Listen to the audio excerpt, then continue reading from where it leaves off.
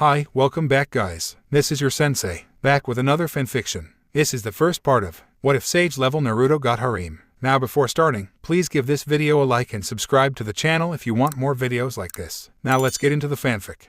It was a quiet night in Konoha. The birds slept in their nests. Young children were either being rocked to sleep by their parents or being read bedtime stories. Shops had closed their doors for the night and the homes were still lit as young couples snuggled together in front of the fireplace. Oh, and a young boy was being chased by a mob. Wait, what? Let's see what's going on here, shall we? The young boy was about 5 or so years of age. He had 3 whisker marks on each cheek, spiky blonde hair that went in all directions, and cerulean blue eyes. The boy had pretty much been doing this for a while now. He had always been chased like this on his birthday. He didn't know what he did, but he knew one thing, if he didn't keep running he would die. The boy was managing to keep a good distance up until he tripped over a rock and fell. Then the mob caught up with him. The boy screamed as tears of agony ran down his face. Time to die, demon. A member of the mob yelled, "We'll send you back to hell where you belong." Please, the boy begged, stop. What did I do? What did you do? A female mob member asked, "You killed our beloved Yondaime as well as my son. Now we're going to finish what he started." The beating continued with the boy taking each punch and kick. Some even took out knives and started to carve up his flesh. After a few minutes the Hokage, an aged man wearing robes and a hat that had the kanji for fire on it, and some ANBU appeared.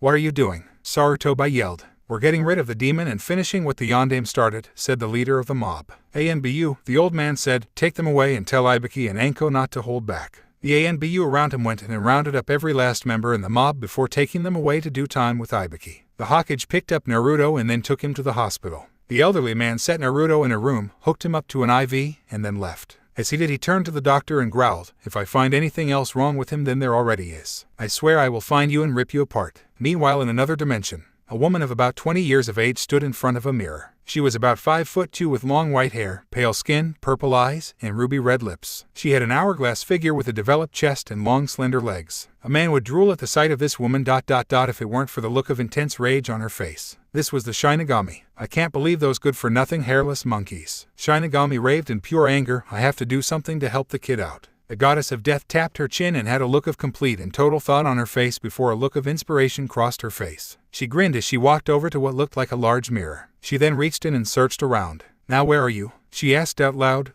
She pulled her hands out of the mirror. As she did, she pulled 2 men out of it. The first was tall and wore a black leather jacket with a red design on the back and the hood up, blue jeans, and sneakers. The second was a bald guy wearing mostly black with a little red and a piece of metal on his shoulder. On the belt of his outfit were 2 cylinder-like objects. "Welcome back, Alex Mercer and Star Killer," the Shinigami said, identifying 2 men. "Who are you supposed to be?" Mercer, the guy with the jacket, asked with a scowl. "My name is Sora," the woman said, "or as most people call me, the Shinigami or Death Goddess." The 2 gazed at her for a few seconds. "You don't look like a death goddess," Alex said in his usual monotone voice. "Oh really?" the woman said, "and what is a being of death supposed to look like?" Starkiller responded for Mercer by saying, "Ugly monstrous evil and a whole lot of other things that you just aren't." Sora was quiet for a second before she suddenly burst into a haze of black smoke. When it faded, it showed a hideous monstrosity with pale skin, visible black veins, and what looked like faces that were in agony all over in its body. The only thing on its face was a large mouth that was filled with teeth. "Believe me now?" the monster asked. "Yes," both said. Needless to say, they were pretty scared of the monster that stood in front of them. Alex, despite his usually monotone nature, was close to wetting himself. He had seen some pretty freaky things before. This was something that actually made his skin crawl. Star Killer was actually scared. The form Sora took made the Gorog he fought while saving General Kota seemed like a puppy in comparison to this monster. Sora took her beautiful form again and addressed the 2 after sweeping a lock of hair out of her face. "Now then, what I'm about to show you is probably going to make you really angry or scar you for the rest of your lives," she said while she placed her hands on both of their foreheads. The 2 were then shown images of Naruto's life. The assassination attempts, the beatings, being ignored, given overpriced rotten food. Needless to say, the fact that they were mad was very obvious. Star Killer was unintentionally calling on the force. The ground beneath cracked from the large amounts of pressure. A few things around him actually started to bend.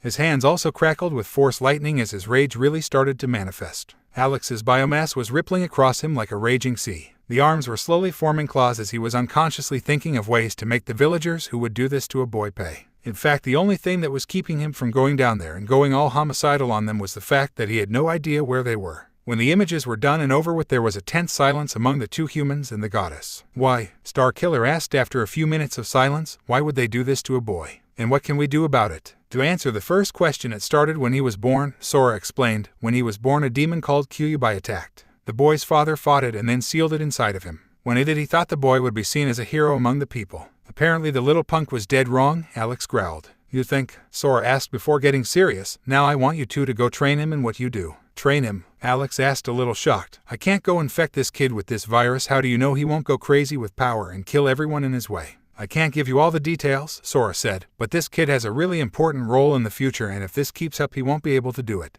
Alex groaned, but relented. He figured if it was important then he would have to just go ahead and do it, no matter how much he didn't want to. He always did hate to take orders. Now I'll be sending you straight down to the village the boy is in, Sora said. Head for the hospital and grab the boy. He should be in room 212. While you're doing that I have some business to take care of. With that the three vanished in plumes of creepy black smoke. In the land of the living. In plumes of black smoke, Star Killer and Alex Mercer appeared in an alley not far from the hospital. How in the hell are we supposed to find this kid anyway? Alex asked as the two walked out into the street, which was abandoned this time of night since the mob was sent to Ibiki. We head for the hospital, Star Killer replied, then we grab the boy and get out of here. With it the two long-dead warriors made a dash toward the hospital. They entered the large building and wound up getting stopped by the receptionist. Pardon me, gentlemen, she said, but the hospital is closed at the time. Alex was about to consume her or slice her when Star Killer waved his hand in front of her face and said, sleep. The receptionist suddenly felt very tired. She fell over, but Star Killer caught her and laid her down in the chair at the receptionist's desk. Whoa, Alex said, how did you do that? Star Killer headed for the elevator and started to explain. The Force allows me to do a great deal of things, one of which is to manipulate the weak-minded. Alex whistled and said, talk about playing mind games. I just consume a person and take their place to mess with my enemies. Upon hearing that, Star Killer was intrigued. Really? Vader's former apprentice asked, how did you manage that? The hooded man looked at him before saying, I'll tell you later. At that moment the two arrived at room 212. They walked in to see Naruto asleep with the IV still connected to him. Alex walked in and slowly removed the IV from the boy's arm. After looking, the man was shocked to see the small prick in the blonde's arm from the IV was already healing. Must be because of that Kyuubi thing, Alex thought as he slowly picked up the blonde boy. What are you doing? A female voice asked. Alex and Star Killer turned to see two people. One was a woman with purple hair and a cat mask, while the other was a man with gravity-defying silver hair with a dog mask. Put the boy down, the guy in the dog mask said. Don't worry, Star Killer said, we aren't going to hurt the boy. Though he was wearing a mask, Star Killer could sense the suspicion in the man. I know what you're doing, the man in the dog mask said, and I won't allow you to bring the demon back. The man took a stance and tried to focus chakra into his hand, and he probably would have if he hadn't been bashed over the head with the spine of a katana. He never really did get over his sensei's death, the woman in the cat mask said. What do you plan on doing with my little Ataru? Our boss wants him, Alex said. We're taking away from here to train. At that moment Naruto stirred in Alex's arms and turned to Nico sleepily. Nico ... Ni-chan. The boy asked sleepily, what's going on? Naruto-kun, Nico said as she looked at him, these two are friends of mine. They're going to take you away from here. You can train there and be safe. I want you to grow strong, okay? Okay, Naruto said as he yawned. Good night, Ni-chan. The blonde yawned and got comfy before falling asleep. You better keep that boy safe, Nico said with a dangerous tone. If I find out that someone found his body, I will hunt you down, torture you, and then make you wish you never left the sanctity of your mother's womb. Alex would have chuckled, but since this girl was radiating a small amount of killing intent, he was wary. Got it, Alex said before turning and heading out the door. As soon as Star Killer and Alex were clear of the hospital, the two then started running like hell for the closest way out of the village. Meanwhile, Sarutobi Hiruzen was currently asleep in bed. As he slept, he was unaware of the goddess of death currently looming over high, sleeping from. The woman took a deep breath and yelled, wake up, you miserable old monkey. Sarutobi cried out in surprise as he jumped up and nearly hit his head on the ceiling after being scared out of his sleep. He looked at the woman angrily before he paled in fear as he realized who and what he was talking to. I got a bone to pick with you, old man, Sora growled. Shinigami Dono, Sarutobi said with a look of fear on his face. What are you doing here? I want answers, she growled. I want to know why is it you let the Yondame's son be treated so badly? Why did you let him be picked on and be treated like a pariah instead of letting him know who he was and why he was treated as such? I kept it from him so he could live a normal life, Sarutobi stuttered. At that moment he was picked up by the collar of his pajamas and hoisted well over the Shinigami's head. Do you call being given overpriced rotten food, being beaten on his birthday, and being forced to live in a dump of an apartment normal? What? The old man said. He lives in the orphanage. Sora groaned in frustration and set him down as she said. He was thrown out of the orphanage 2 years ago when he turned 3. I believe the woman who runs the place said, you're old enough to watch after yourself, demon. Come back here again and you'll be facing ANBU. The old man growled slightly as he heard that. We can feel angry later, Sora said with a growl. I need you to hand over Naruto's inheritance. Sarutobi would have argued, but what was the point in arguing with a woman who could control whether you live or not? Already had to deal with this with his wife. The old man then walked over to the closet and took out a large scroll. On it was the picture of a swirl. I don't think I need to tell you what this is, Sarutobi said. You don't, Sora said, taking the scroll. Now I expect those who hurt the boy to be punished. Only the adults, though the kids don't know any better. I understand, Sarutobi said. Good, the death goddess said with a smile. Since that's being taken care of, I'll be leaving. However, if I find you've gone and done something stupid, I will personally tear your soul apart. Got it? Sarutobi gulped and stuttered. Why, yes, ma'am. Sora turned to leave when she decided to ask, by the way, why do you have the secrets to an extremely powerful clan hidden in your closet? Sarutobi chuckled before answering, because it's the last place anyone would expect to find a scroll. The ones in the Namikaze vault are fake. Sora cocked her head to the side in confusion before saying, then what's in the vault? The old man chuckled before saying, I pulled one out of Naruto's book for this. They're trap scrolls that are actually filled with the one thing straight male would ever want. Sora was quiet for a moment before she burst out laughing like a maniac. She shook her head as she calmed down and vanished in a plume of black smoke. At some location in the forests around Konoha, Alex and Starkiller were still running a good distance from Konoha when there was a plume of black smoke and Sora appeared. You got him? Sora asked. We got him, Starkiller said, but I have to ask who will train the boy in the ways of this world. Things are done quite differently here than home. Sora smirked and said, I think I got that one covered. The death goddess then ran her hand over the boy's stomach. She then reached out and said, take my hand, you two. I want him to meet you too. The two looked at each other and reluctantly touched the woman's hand. Then there was a flash and the three were gone. In Naruto's mind, the three then reappeared in what looked like a large sewer. At their feet was the blonde who was fast asleep. Stupid humans, a voice growled out. Everyone turned to see a large cage that Alex and Starkiller hadn't noticed before. How did we miss that? The two thought. Oh, Kagome-chan, Sora called out in a sing-song voice, we need to have a little chat. Slowly a pair of large red eyes opened behind the bars of the cage. Sora-chan, the voice said, if I had known you were coming I would have cleaned up a bit. The figure came forward to show a giant red-furred fox with 9 swishing tails and massive teeth. Starkiller and Alex both looked a little nervous because of the aura this monster gave off. Kagome looked down and raised an eyebrow at the two. What are these two doing here? The monstrous fox asked with a growl. Easy there, Shinigami said. I brought these two to help out the boy that has become your container. By the way, could you take a different form? I think it's a little creepy to our little friends here. The large fox let out a slight huff and was covered in smoke for a quick second. When the smoke faded, both Alex and Starkiller's jaws hit the ground.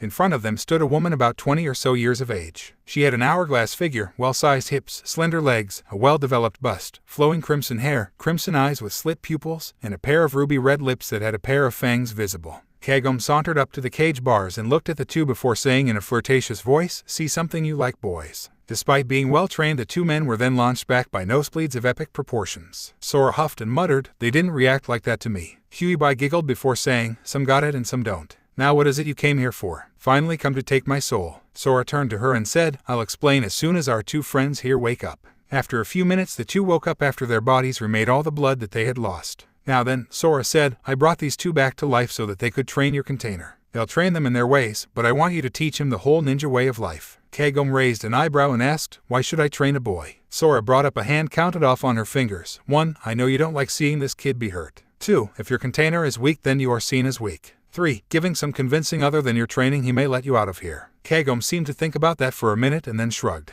What the hell? She said. Besides, when he's older, he'll probably be fun to tease. Sora then knelt beside Naruto and tapped his head. Oh, Naruto, wake up, Sora said in a motherly tone. I got some ramen for you. The young blonde stirred and muttered in his sleep, where's Ramen-chan? Sora and Kagome looked at each other before chuckling a bit at the fact that Naruto just gave an honorable suffix to his favorite food. After they finished laughing, Sora leaned down and yelled, wake up, brat. The blonde jumped up and yelled, who? What? When? Where? Why? Who are you people? And who's the model in the cage? Kagome felt herself flush slightly as she was called a model. Naruto, Sora said, gaining the young boy's attention, you're going to want to sit down. I have a lot of explaining to do. That was when Sora explained she was the Shinigami, the model was the Kyuubi, who was sealed in him by his father, the Yondaime, and that the two men that were with her were going to train him in the arts so that he could become incredibly powerful. This was actually a lot to take in, which was obvious by the blonde's blank stare when they were done explaining. The boy was staring into space for a few seconds before saying, why me? Why did he have to choose me? Sora put her arm around the upset boy and said, he didn't want to put another family through that. Besides, by you not getting adopted, it saved you some pain. The blonde looked at her curiously and asked, how? Well, if it was an Uchiha, they probably would have trained you into the ground, she explained, listing on her fingers. Some of the Inuzuka probably would have used you in regular hunts, and the Hyuga probably would have toyed with the seal on you, which would have killed you. The blonde looked at her and said, good point. So what are they going to teach me and how is she going to help me? Kagome spoke up by explaining, well, these two really exist in the real world. Sora here just brought them in here to introduce you so you wouldn't think you were being kidnapped. You can let me out by tearing off half of the seal on the cage here. The blonde looked at her skeptically before saying, "You aren't going to try and eat me, are you?" The demonic vixen looked at him before laughing and said, "I don't eat humans. They don't have a really good taste anyway." The blonde still looked skeptically at her before reaching up and pulling off half of the seal. As soon as he did, there was a sudden flash of red chakra and the blonde blacked out. Back in the real world, Alex and Starkiller groaned as they woke up. They looked down to see a slightly taller blonde Naruto. They also saw that Kagome was sitting next to them. She shook her head to try and clear the cobwebs. She looked down at the blonde who was currently asleep. She reached down and scooped the boy up into her arms. The blonde moaned in his sleep as he snuggled into the unknown warmth. He snuggled into Kagome's chest, making her blush slightly. Soft ... warm, the blonde muttered. She blushed slightly brighter. A few hours later, near the border of Hai no Kuni and Mizu no Kuni, the blonde woke up with a groan.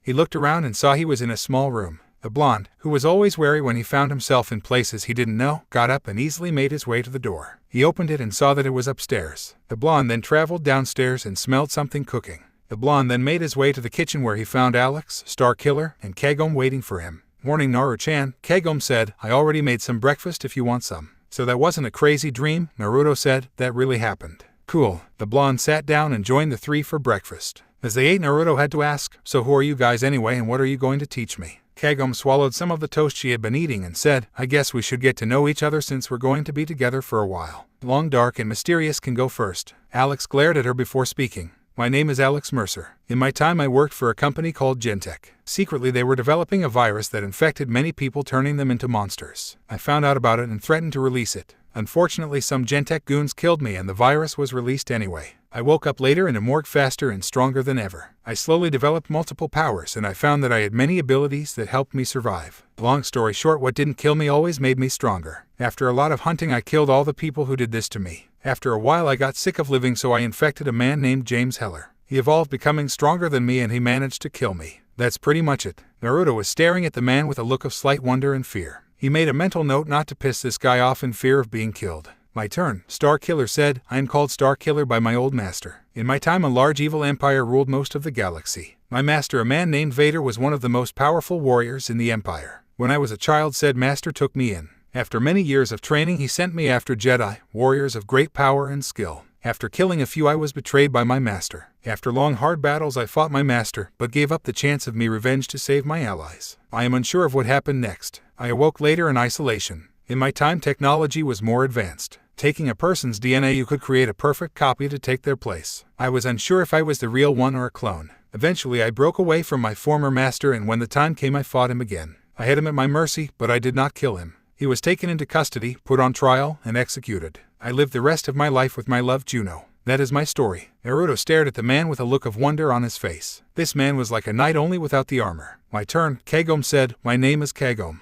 I don't really have a last name. Most people know me as the Kyuubi no Yoko." She paused at that to see Naruto's reaction. To her surprise, he started laughing. "What's so funny?" the woman asked. "It's just that I thought Kyuubi was a male," Naruto said. He regretted it after becoming the center of a glare from Kagome. "What? Are you saying a woman can't be strong?" the woman asked in a tone that said, "Answer wrong and die." Naruto gulped and answered, "No. I just never expect such a lovely woman to be a demon is all." Kagome lost her vicious look and he said, "Well, aren't you sweet? Anyway, you are basically going to be taught ninja skills from me and skills by these two over here." Naruto looked at them and said, "So ... you're all going to train me?" They all nodded in response. Naruto was quiet and then yelled, "Yes. Now I'll become the greatest Hokage my village has ever known. Dattebyo." The three stared at the boy for a second. Alex got up and said, "Lesson 1. The hooded man then brought his fist down on Naruto's head. "Hidai," the blonde yelled as he nursed the newly formed lump on his head. "What was that for?" Alex crossed his arms and said, "That was to wake you up from your little dream world, kid." The blonde raised an eyebrow. "What are you talking about?" Starkiller got up and said, "If you keep doing loud stuff like that, you will be spotted and executed. Plus, do you really believe your enemy will let you go through a long and boisterous speech?" The blonde looked at him and probably would have made a comeback, but a quick glare from the bald man made him not. "So," Naruto said as they cleaned their dishes, "what are you going to teach me exactly?" Starkiller smirked before holding out his hand. Slowly the clean plates rose up and floated over the cabinet. The cabinet opened and the plates went inside. "You can control things with your mind?" the blonde asked the bald force user. "Yes," Starkiller said, "among other things." Naruto was staring at the man with wide eyes before he turned to Alex and asked, "What can you do?" Alex held out an arm which then rippled in biomass. Then his upper arm became more muscular, and his hand elongated, and instead of 5 fingers were 3 extended blade-like fingers and a similar shorter thumb. "Sugoi," the blonde said amazed, "but how are you going to teach me that?" Alex answered by placing his hand on the blonde's head. What are you? Alex looked at him. I'm going to infect you with a virus. The same one gave me my powers. The blonde gulped at being infected with some strange virus. Nothing bad will happen to me, right? Naruto asked the man nervously. Alex put his hand to his chin and answered, well, there is the fact that you may have to consume other beings to heal yourself like I do if I take a lot of damage. Naruto may have been young, but he knew what consume meant.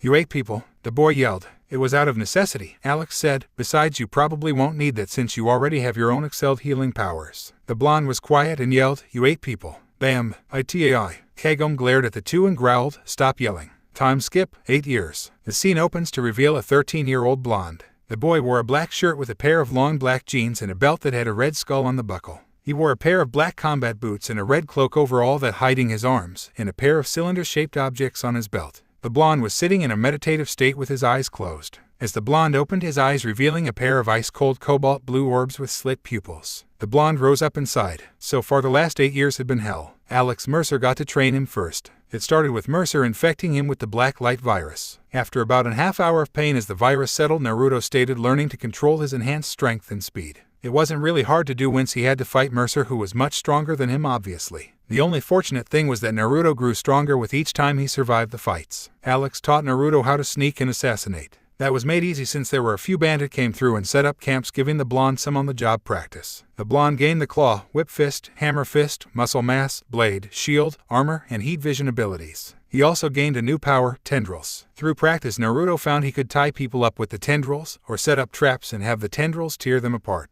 He also found that he could infect a person with the tendrils and make the target shot tendrils out of him and pull everything that was nearby towards him. Alex said that was a power used by a man named Sergeant James Heller, the guy who killed him. Next came Kagome. Her training wasn't any easier. The woman was a complete and total slave driver. She taught him a lot of techniques and made him repeat them until he almost ran out of chakra. At that time she would give him a soldier pill and make him do a different one. She also made him run 50 laps with 50 pounds on each leg. Despite the fact that the training was hell, there was method to the madness. Using so much chakra at once allowed the blonde's chakra reserves to grow. This made his chakra control incredible and allowed him to increase his already monstrous strength. She also taught him a few demon techniques like Fox Fire and the Yauki Whip among other techniques. The last few years of training came from Star Killer. He was the last to train because the elemental nations didn't have the technology to make them. Kyuubi told him that Yuki no Kuni had been going through some technical advancements. The Force user then set out for Yuki no Kuni. Around the time he returned, Naruto finished his training with Kagome. Star Killer's training is brutal as Naruto's other trainers. Star Killer basically taught Naruto strategy and force techniques such as the Force Push, Force Lightning, Mind Trick, Saber Throw, and Force Pulse. He even taught the blonde how to protect his own mind in case he ever encountered psychics or something like that.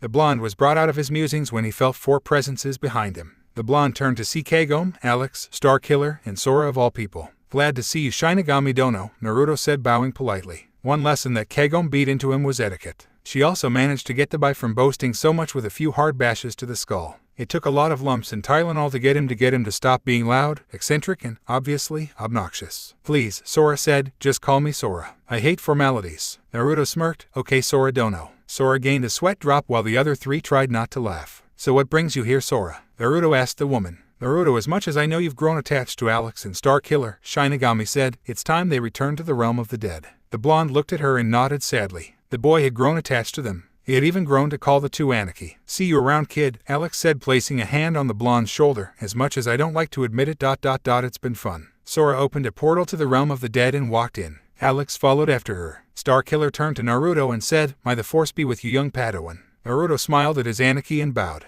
With that, Star Killer turned and left. The blonde wiped his eyes of the tears that were threatening to spill. Kagome wrapped her arms around him and held him for a few moments, trying to soothe the sad boy. So Naruto, Kagome asked, what are you going to do now? The blonde dried the last of his tears and said, I guess I'll start my own clan somewhere. Truth be told, I don't think that Kano will ever accept me for who or what I am. Kagome grinned. She was hoping the boy wouldn't go back to that hellhole. So are you going to take your father's name? The vixen asked. No, Naruto said, I have new bloodlines and I'll start a new clan with them. Kagome smiled at him again and asked, what are the bloodlines and your clan name? Naruto was quiet for a second as he thought, I'll call my black light abilities the Kuroshinka Kekkei Genkai and my force powers the Chikaraten Kekkei Genkai. My new name, Naruto Uzumaki Fukyuo, Eternal Ha. Kagome asked as if trying out the sound, I like it. The two stood there for a minute before Naruto asked, what do we do now? Kagome looked out and said, let's get something to eat, I'm starving. Saruto by Haru's inside as he finished his paperwork. It had been a long 8 years, mostly because it had been boring. The old man missed Naruto causing havoc every few days. Plus he had no distractions from his paperwork. After telling the council that Naruto had gone missing from the hospital, the civilian council went into an uproar. There were demands left and right about how they should hunt down the demon and have it killed.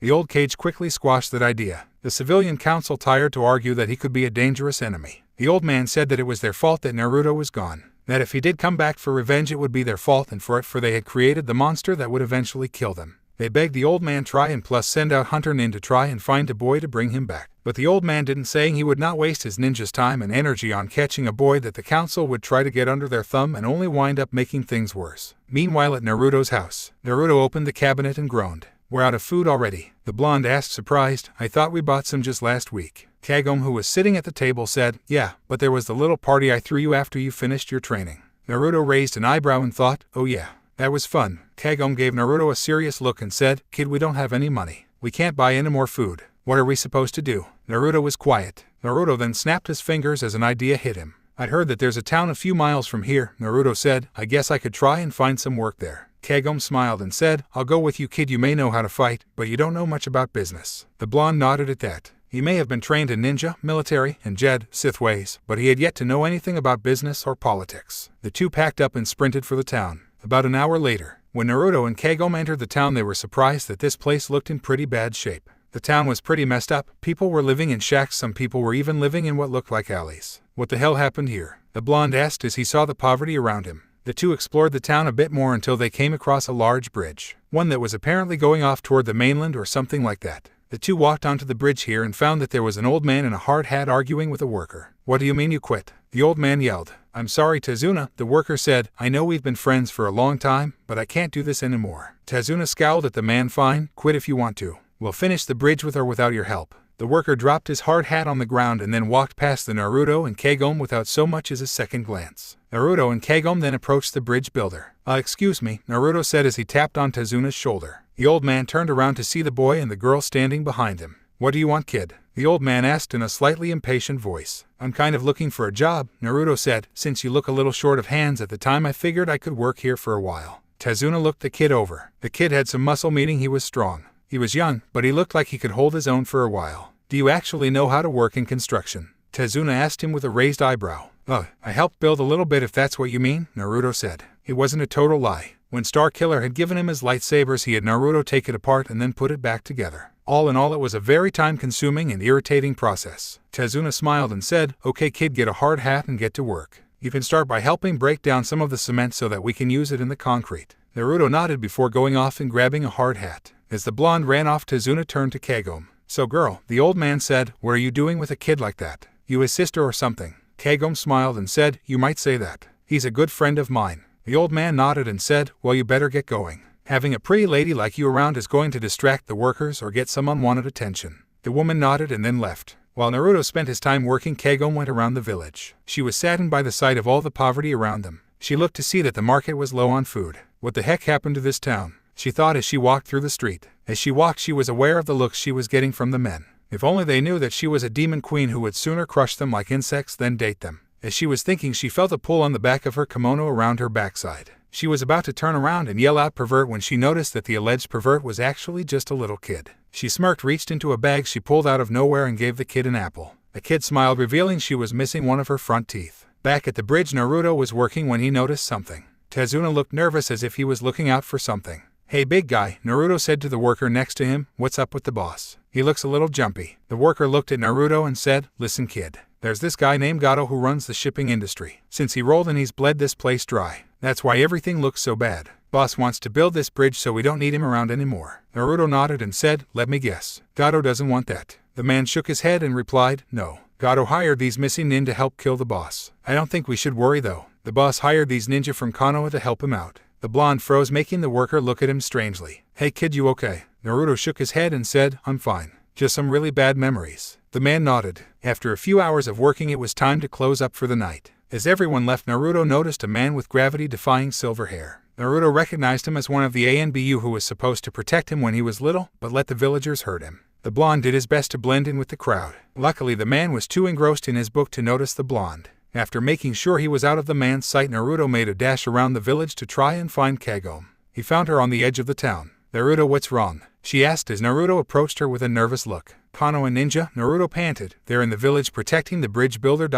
My boss." Kagome knew that Naruto didn't particularly like Konoha for what they did to his family. "What are you gonna do?" Kagome asked. "I can't believe I'm saying this," Naruto said, "but I think I'll keep working here. Tommy knows we need the money." Kagome nodded at him. With it, they went home hoping that they didn't get caught by the Konoha nin. It continued like this for about a week. Naruto would come to the bridge and work, but he stayed under the radar of the Konoha nin. While Naruto worked, he made sure to keep an eye out for how many there were. So far he had counted 4. There was that silver-haired guy who always left him for dead. He also saw one of them was a pink-haired girl, a guy with red tattoos on his face and a puppy, and some guy with a hairdo that looked like it was modeled after a duck's butt. Naruto was currently walking to the bridge. The young blonde had just arrived when a thick mist rolled in. "What the hell is this?" Naruto asked out loud as he could actually feel chakra in the mist. "Lungs, heart, brain, kidneys, jugular, spine. So many targets, so little time," a voice echoed through the mist. As the last word echoed out, there was a huge blast of killing intent that sent most of the workers to their knees. Then one of the workers who hadn't fainted fell down in a shower of blood.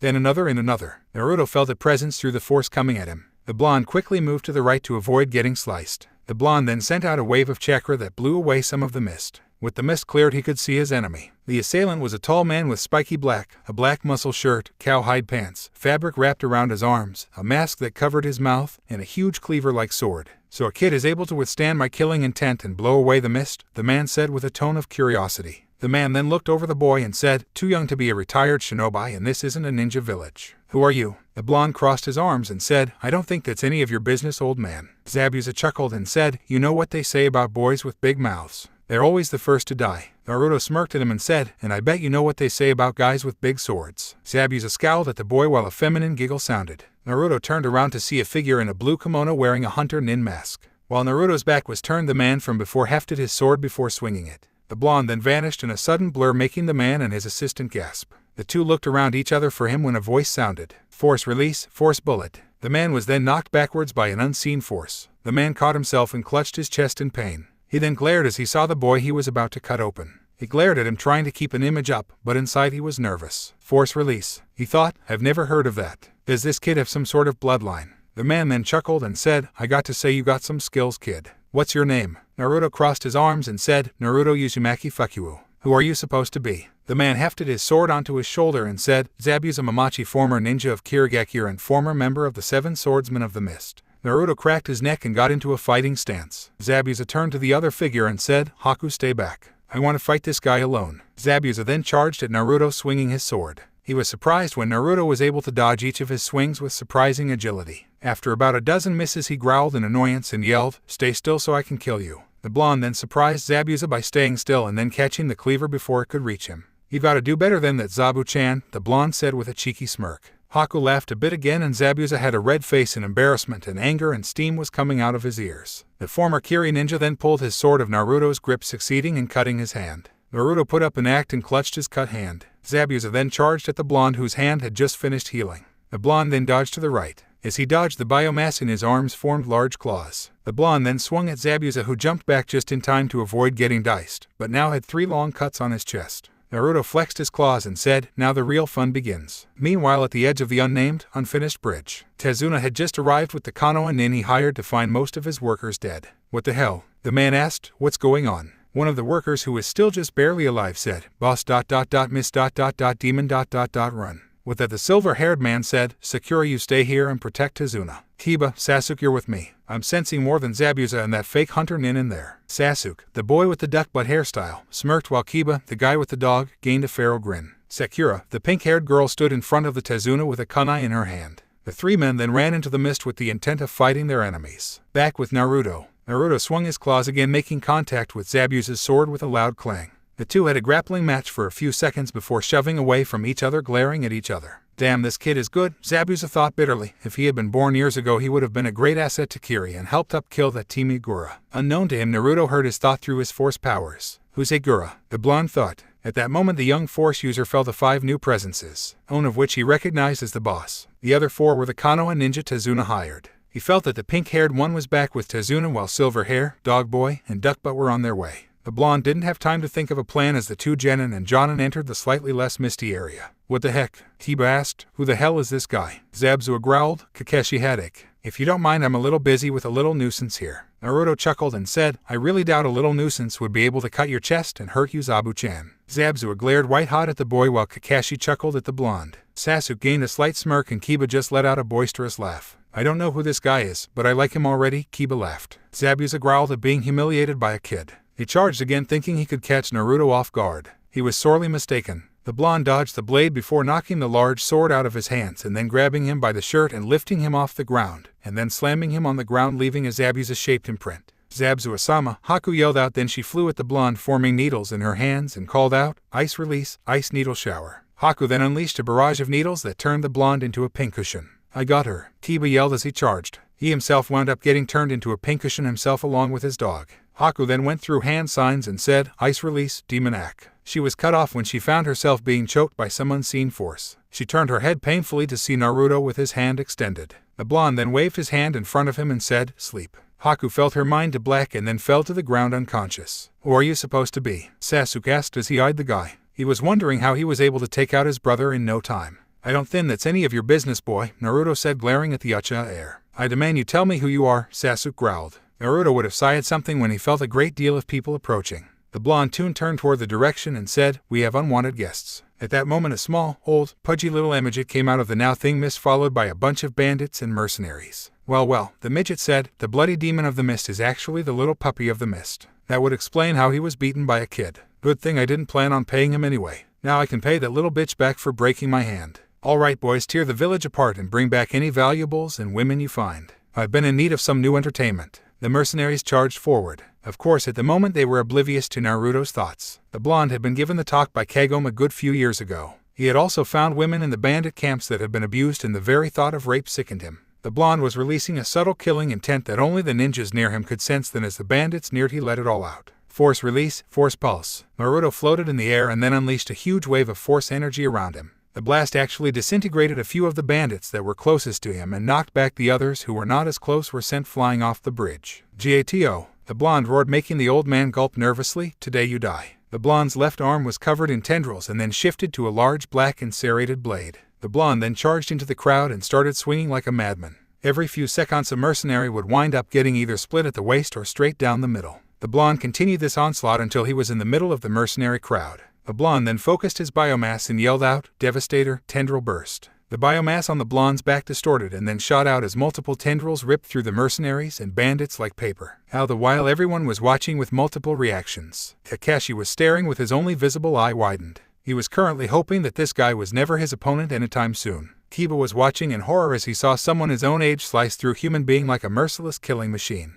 That and the smell of all the blood was killing his nose. Hakamaru made a huge wet spot on the bridge. Sasuke was staring in shock as terrible memories of his clan's massacre played before his eyes. He actually felt a pang in his heart as he saw his father's bodies fall to the ground as his brother, Itachi, pulled his sword out of their father's chest. Sakura was currently torn between peeing herself, taking a dump in her pants, and throwing up. She then settled for doing all three with two large stains forming in her pants and then losing consciousness in a pile of her own vomit. Tazuna ... Well, he now had a deep fear of ninjas, or whatever this kid was. Zabuza, who had woken up from getting his head slammed into concrete, was watching in shock. He wished he could join in on the carnage, but right now he was a little too out of it due to his head injury and possible concussion. Haku, who also recently woke up, was watching in shock. Despite the carnage, she got a look at Naruto. The savage and feral look on his face caused her to blush. She was slightly worried why she was getting heated to the sight of a massacre happening in front of her. Apparently Zabuza was rubbing off on her. It was at the moment that Kagome arrived, sensing the massive outputs of chakra. She saw the slaughter and felt blood rush to her cheeks. She may have been nicer than the legend said, but seeing an onslaught like this really seemed to get her motor going.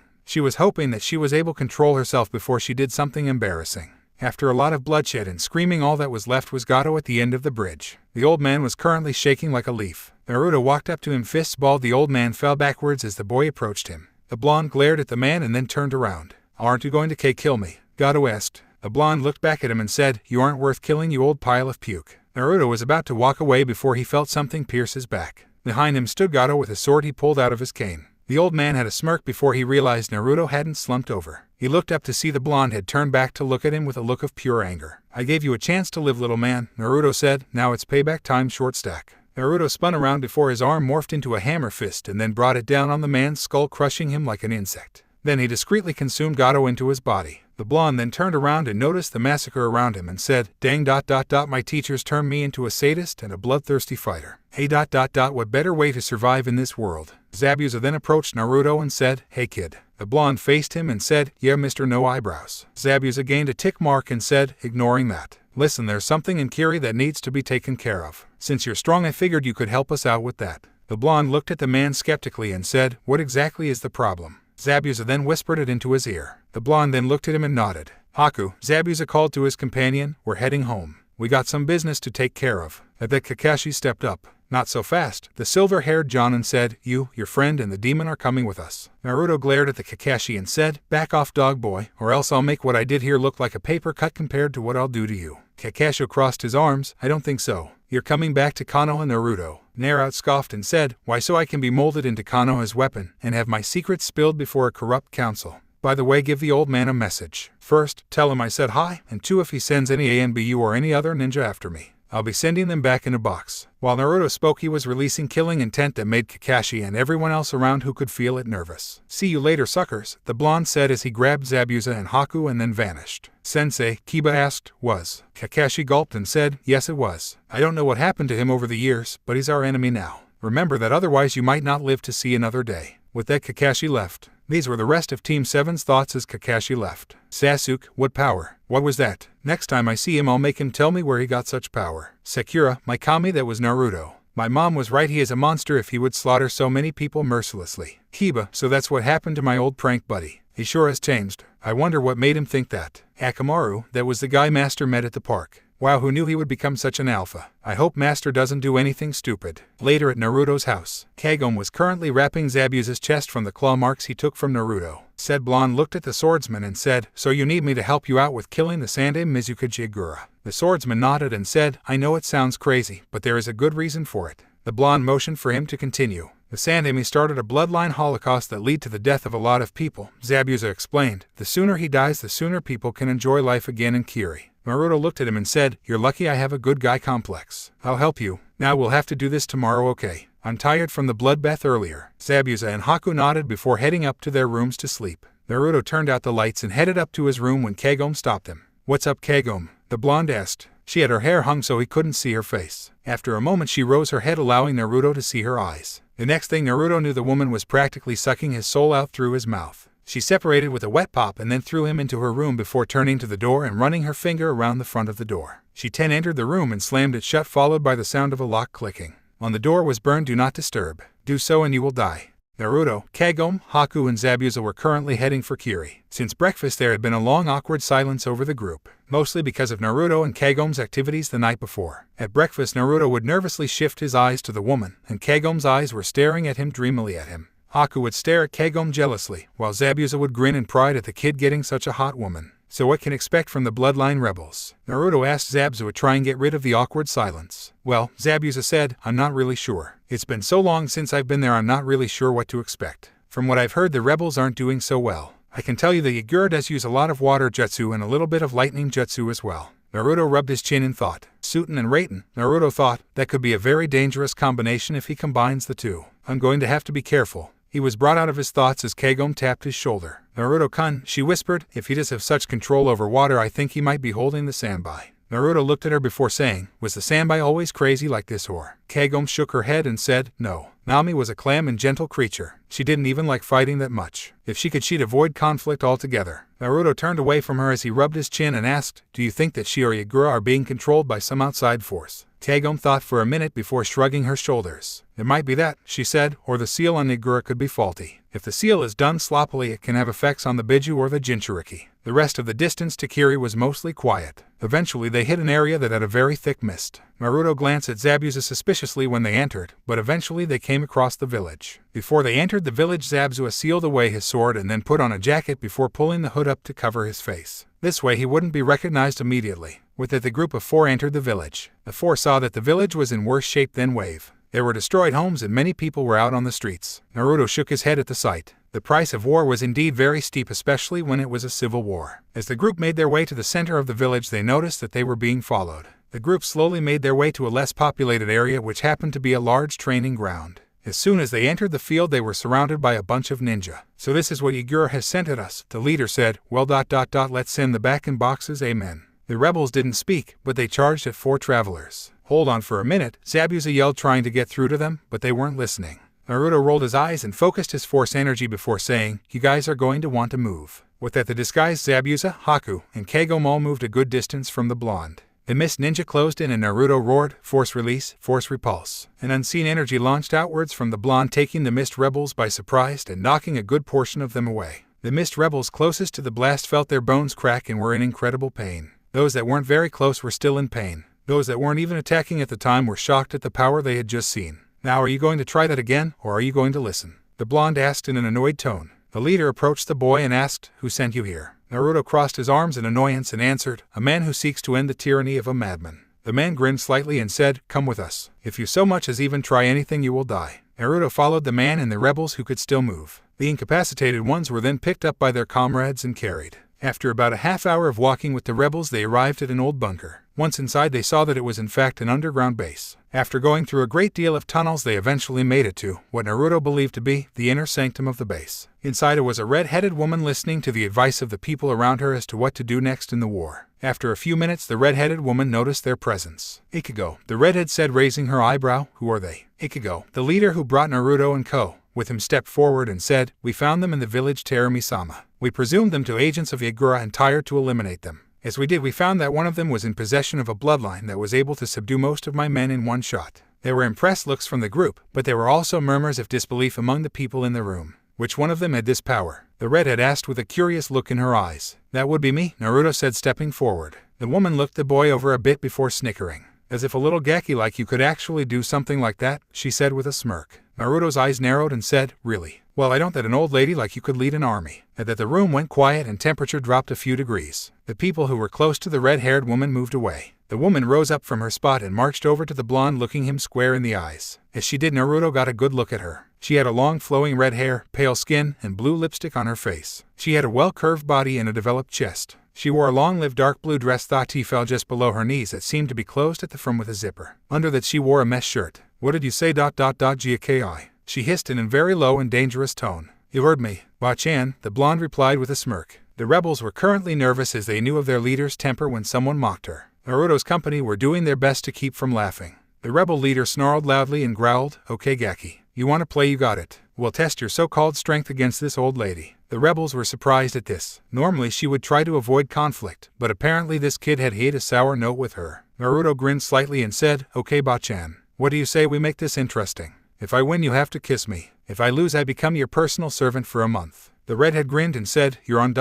boy." She held out her and the two shook. The redhead walked away and looked back before saying, "We'll fight in 3 hours. See you the runt." Naruto shook his head and headed back to his group. "Kid," Zabuza whispered, "you have no idea what you just got yourself into." Naruto looked at the man and said, "What do you mean?" Zabuza looked at the boy seriously. "She's a Terumi. Her family has been known to use either Yaten or Futten. All in all, she's one tough chick." Naruto grinned slightly and said, "Good, that makes us even. I have 2 and she has 2. We're on even grounds." Zabuza shook his head slightly and said, "Just be careful when you fight her, okay? The last thing we need is for you to die so soon." Naruto nodded and left to go prepare for his fight with the Terumi woman. Meanwhile in Konoha, hers and Sarutobi was not having a good afternoon. First he woke up with a backache, then his paperwork had skyrocketed. Then Kakashi got back and told him that Naruto was still alive. Though that was good, it quickly went back to being bad when Kakashi told him that Naruto said that he would send anyone Konoha sent after him back in a box. Because of this development, he had to call a council meeting. When they heard about it, there were multiple demands, most of which were for the blonde's head on a plate. Those who supported the blonde, however, said to just leave the boy be. If they didn't piss him off, they wouldn't have to worry about anything.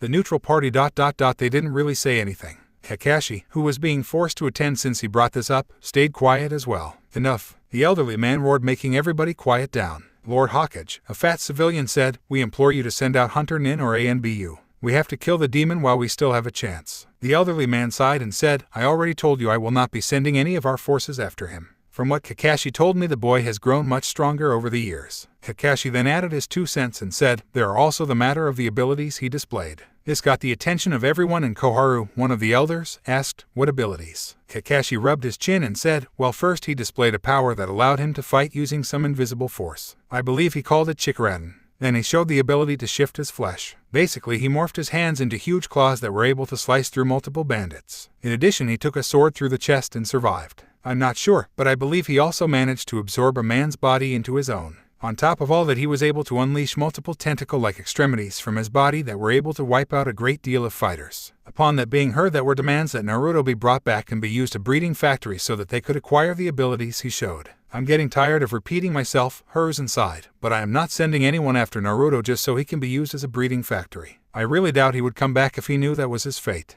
At that moment, a civilian did something very stupid. Come on, Hokage-sama. If we have to deal with that goddamn monster, we might as well get something beneficial out of it. I swear you are too soft. I'd say I'd be better off leading this village than you. Silence. Then a huge blast of killing intent filled the room. The temperature dropped and the civilian found himself lifted off the ground by a very old and very angry man. Listen now, civilian, Hiruzen spat, and this goes for the rest of you. You apparently forget that this is not a democracy. It is a dictatorship. I'm the Hokage and my word is law. Understood. The civilians all nodded fearfully. The Shinobi Council members and the hidden ANBU were all glad to see their leader finally asserting his authority. Good, Hiruzen said. Now if there is nothing else to be discussed, this meeting is adjourned. Now get out before I lose my patience. With it, the council left. When they were gone, the Hokage groaned and said, I swear if it weren't for the fact that this was one of the few ways to keep tabs on the civilians, I'd have barbecued the civilian council by now. Back in Teary, Naruto followed the rebels who were leading him downwards until they reached large underground arena. It was basically an underground cave that was been carved out by earth jutsu most likely. In said arena stood the red-headed Terumi who had a grin on her face. Next to her was an old man in striped clothes with light blue hair, skyward pointing hair, and an eye patch. I can't believe we're doing this, the man with the patch said. In my day we didn't have to fight each other just to prove a point. The reed-head turned to the man and smiled while saying, How ... shut up or I'll kill you. The now identified Ao gulped before backing away. Naruto entered the arena with his cloak fluttering, which in a sense is weird because there was no breeze down there. He approached the rebel leader and said, You know I never did get your name. The redhead smirked before answering, My name is Mei Terumi. You. The blonde cracked his knuckles and said, Naruto Uzumaki fuck you. They grinned at the boy and said, Hope you're ready, Naruto, because I'm going to melt that grin right off your face. Naruto got into a stance and said, Bring it on. Granny. Al looked between the two and said, Are you ready? Hajime. Naruto was the first to react and said, Fire release, great fireball. The blonde launched a huge fireball from his maw that Mei was able to dodge. Is that all you got, little boy? Mei taunted as she went through hand signs. Lava release, lava globs. Mei launched globs of lava from her mouth. So she's a Yaten user, Naruto thought as he dodged the globs of melted earth. Let's see what else she can do. Naruto focused and yelled, Force release, force bullet. An invisible force focused in the blonde's hands and shot it forward. Mei, caught off guard, was hit in the chest and knocked back. She clutched her chest and groaned. That was interesting, she said in between coughs. Oh, Naruto said in fake sympathy, was I too rough? Did Granny get a boo-boo?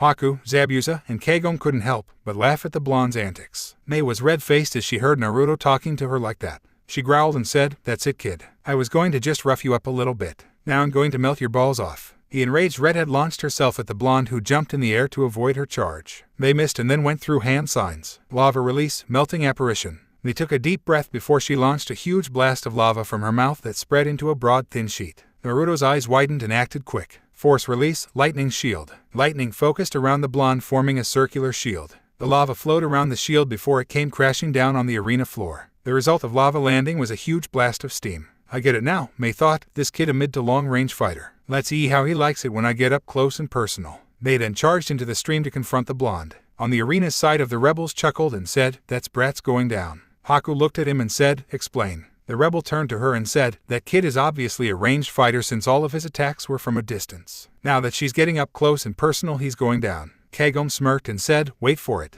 Then out of the steam Mei was launched, catching herself by digging her heels into the ground. The steam cleared, showing the blonde who didn't look too happy. That was a dirty trick, Naruto said, coming at me when I couldn't see. Mei looked at the boy in surprise before the young blonde launched himself at her. Mei dodged a left hook and caught a right jab aimed at her face. She then jumped back to avoid a knee aimed at her gut. She then charged forward and nailed Naruto in the stomach, making him double over. Mei then swung out a leg, knocking the blonde into the side of the cave before going through hand signs. Lava release, lava river. Mei fired a concentrated blast of lava from her mouth. The blast hit the hole that Naruto was in. Mei then went through a few more hand signs and said, Boil release, scalding water bullets. The woman then shot multiple balls of scalding hot water from her mouth. The balls of water struck the wall and steam, a hissing noise was heard. Haku and Zabuza were wide-eyed. Kagome just had a knowing smirk. She decided not to ruin her surprise. Mai grinned slightly as she turned from the flaming and now melting howl in the wall when a voice said, Ome Baka.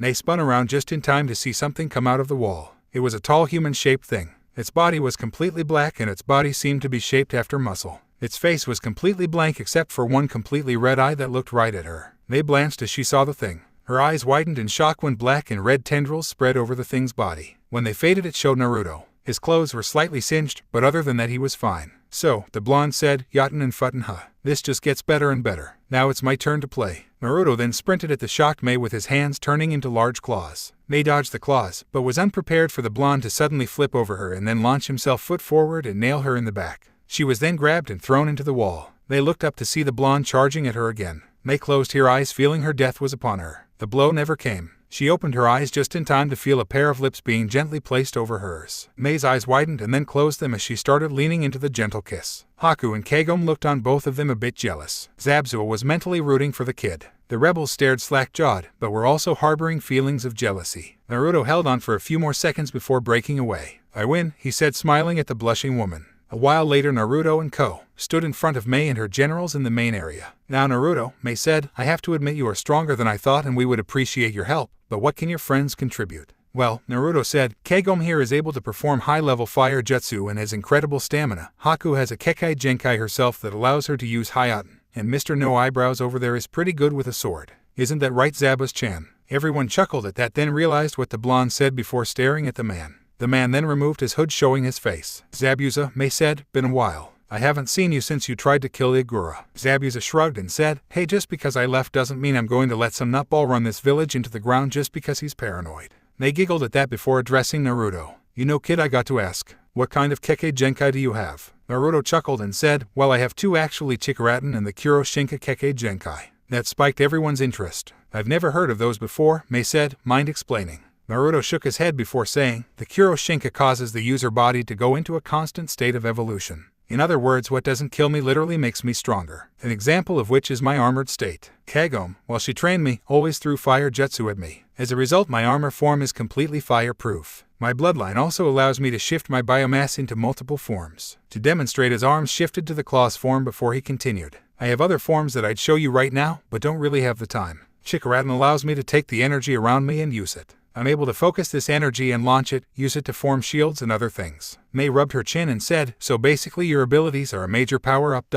Cool." Naruto nodded at her. "Now then, I think I'm going to head to bed." The redhead nodded and called, "Chijuro." A boy with glasses and a large sword on his back approached. "Yes," he asked. "Show Naruto and his friends to their quarters," Mei said, "and get word to the troops. I think we've finally found our edge against Higura." The boy nodded before leading the four away. With that, Mei and the generals all went to their quarters. As Mei sat on her bed, she held her fingers to her lips, which were still slightly tingling from the blonde's kiss from earlier. "Naruto," she said to herself before giving a small smile. She then changed into her nightwear and turned off the light before going to bed. The following day, Naruto and company stood in front of the council and Mei. "So we need a plan to take out Igura," Mei said. "Does anyone have any ideas?" One of the advisors rose from his seat and said, "I say we storm the stronghold and tear them apart. With Naruto here, we can't fail." Naruto shook his head and said, "Though I am glad you have faith in my abilities, we can't just barge in guns blazing. Are you forgetting we are facing a cage-level opponent plus his army? We need a plan, and I think I just might have one." Everyone looked at the boy with interest. "What would that be?" They asked. Naruto looked right at the redhead and asked, "Do you happen to have any prisoners? Specifically someone who would be close to Igura." Later in the prison, Mei and Naruto stood in front of the cell that held a large muscular man with a scar on his left cheek. He also seemed to have multiple wounds. For what Naruto guessed, they had been trying to pull information out of him. "That's Jason," Mei said. "Before he was captured, he was one of Igura's main generals. We've only kept him alive to give us information. Sadly, this guy is as tough as they come and hasn't given us anything. Until now, of course," Naruto said with a grin. With that, he made his way into the cell. Soon, scream of pain and agony echoed through the prison. Later on, closer to Kiri, the two Kiri yawned in boredom as they stood near the gate. Out of all the jobs in this village, this had to be the most boring one. They could be fighting off some of those bloodline freaks, but now they were stuck watching a stupid gate. "I swear that guy rigged the straws so that we would get this job," Guard Hash 1 said in a bored tone. "I hear you, man," Guard Hash 2 said with an equally bored tone. "Let's face it, nothing ever happens around here." At that moment, there was a rustling in the underbrush. The two guards stood at the ready. Then out of the foliage came a figure. Their eyes widened at the sight of a beaten, bloody, and very hurt Jason. "Oh my Kami!" Guard Hash 1 yelled, "It's Jason." He turned to his subordinate and yelled, "Don't just stand there. We have to get him to a hospital now. Meanwhile, in the Mizuki's office, Higuro was doing some paperwork when an ANBU wearing a shark mask burst through the door and yelled, "Mizuki-sama, I have great news." Higuro looked up at him from his paperwork and said, "What? Have the Bloodline rebels surrendered?" The ANBU answered, "I wish. Anyway, Jason has returned. We found outside them moments ago." Higuro's head shot up and he said, "Tell them I'm on my way. I want to see this for myself." Later in the hospital, Higuro with a few ANBU guard walked through the halls of the hospital. They arrived at their destination, which was the room Jason had been assigned. Higuro opened the door to see a conscious Jason wearing a lot of bandages sitting up in his hospital bed. As Higuro entered the room, Jason took in the man's features. The man had messy gray hair, pale skin, pupil-less pink eyes, and a stitch-like scar ran all the way down from the bottom of his left eye to his cheek. He wore a gray sleeveless shirt with the Kirigeki forehead protector on the front, short-sleeved mesh armor over which he wore a green poncho, and a turquoise sash around his waist paired with a green apron over his pants. He also had a battle staff on his back that had a small hook on one side and a larger hook on the other. The larger hook side had a green flower on it. "Jason," Higuro said with an emotionless voice, "what a surprise. I thought you were dead." Jason scoffed and said, "You know, it would take more than a few Bloodline rebels to take me down, Mizuki-sama." Higuro stepped forward and said, "Yes, but how do I know you're him? How do I know you aren't some Bloodline rebel using his bloodline to masquerade as you?" Jason rose up slightly from the bed and said, "I am no fake Mizuki-sama. Ask me anything." Higuro rose an eyebrow and asked, "When were you born?" Jason answered, "December 15th, 1987. Higuro asked, "Why did the 7 swordsmen abandon the village?" Jason answered, "Because they grew arrogant, started to seek work elsewhere." Higuro raised an eyebrow and asked, "What is your wife's name?" Jason answered with a sad voice, "My wife has been dead for years. She died fighting in the Bloodline rebels 3 years ago." Higuro nodded and said, "It's him." Higuro turned to the nurse and said, "Keep an eye on him. Make sure he heals quickly. I want him debriefed as soon as possible." With that, the Mizuki left along with the ANBU. Jason laid down and slept. Later on that night, as the moon rose high above the mist-covered land, there was movement in the undergrowth. If a trained ninja looked hard enough, you could see the slight glimmer of metal in the moonlight. In the underbrush, a lot of rebel soldiers waited for the right moment. Among them were Mei, Ai, and Chijuro. Ai turned to Mei and signed, "Are you sure that this is a good idea?" Mei signed back, "Yes. Naruto knows what he is doing." Ai signed, "In my day we didn't rely on the plan of some gaki. The plans were made by adults, people who knew what they were doing. People who..." Mei smiled sweetly as she signed, "Ai... shut up or I'll kill you." Back in the village, Higuro was brought out of his sleep by loud knocking. The Mizuki grumbled and rose up from bed. Being cautious, the man grabbed his staff before answering the door. Higuro gasped when he saw Jason at the door. On top of that, the man was in extreme pain. "Jason," Jaeger asked as he grabbed his general, "what is wrong?" Jason turned to look at the Mizuki and said through gritted teeth, "I'm sorry. Mizuki-sama... The Bloodline rebels forced me to do this. Forgive me." At that moment, black and red tendrils appeared and warped around the man's body as he screamed in agony. "Mizuki-sama." An ANBU yelled as he burst through the door, "What is?" He stopped as he saw the pain Jason was in. Then the man roared in pain as biomass on his body started to ripple. Higuro had enough sense to get the heck out of there while he still had the chance. Good thing too, because just as soon as the man made it out of the cage mansion, the entire place exploded in massive spikes of biomass. The ANBU inside never made it out. Higuro snarled as he reached for a seal on his staff, and in a flash of chakra had on his combat outfit, the same clothes from earlier. "Ninja of Kiri," the man yelled using chakra to enhance his voice, "we are under attack. Arm yourselves." Outside the village, they smirked at the shout and yelled, "Okay boys... let's tear this mother down." The rebels shouted in agreement as they all charged toward the village. The Kiri ninja were caught off guard as they were struck down. Higuro jumped to the top of the building and growled as he saw the rebels attacking his village. His angry scowl then turned to a grin. "This is good," the man said. "I finally have a chance to take out those Bloodline freaks once and for all." His grin got even wider when he saw that Mei was amongst the fighting. "She's here," Higuro thought as his grin widened. "I'll take her out first. When their leader falls, the rest will soon follow." At that moment, a new voice in the man's head yelled, "You're going to have to get through me first, punk." Higuro cried out in pain as he was suddenly hit in the back with a vicious punch. Higuro was then grabbed, lifted up, had a knee slammed into his back, an elbow slammed into his face, and then kicked away. Higuro caught himself and stared down his new opponent. Said opponent was a boy with blonde spiky hair wearing a red cloak that hid his arms from view. "Who are you supposed to be?" Higuro asked as he drew his staff. "My name is Naruto Uzumaki Fukyuu," the blonde answered, "but you can refer to me as your death." Higuro smirked before getting into a stance and saying, "We will see." The two charged at each other. With the rest of the rebels. Lava release, lava wave. Mei took a deep breath and unleashed a huge blast of lava from her mouth that spread out and melted down a few of the soldiers that were heading her way. "You have to admit these guys react pretty fast," Zabuza yelled as he sliced through a Kiri soldier. Kagome and Haku were currently back to back. Kagome was shooting fireballs from her mouth while Haku was making use of the water in the air to make senbon.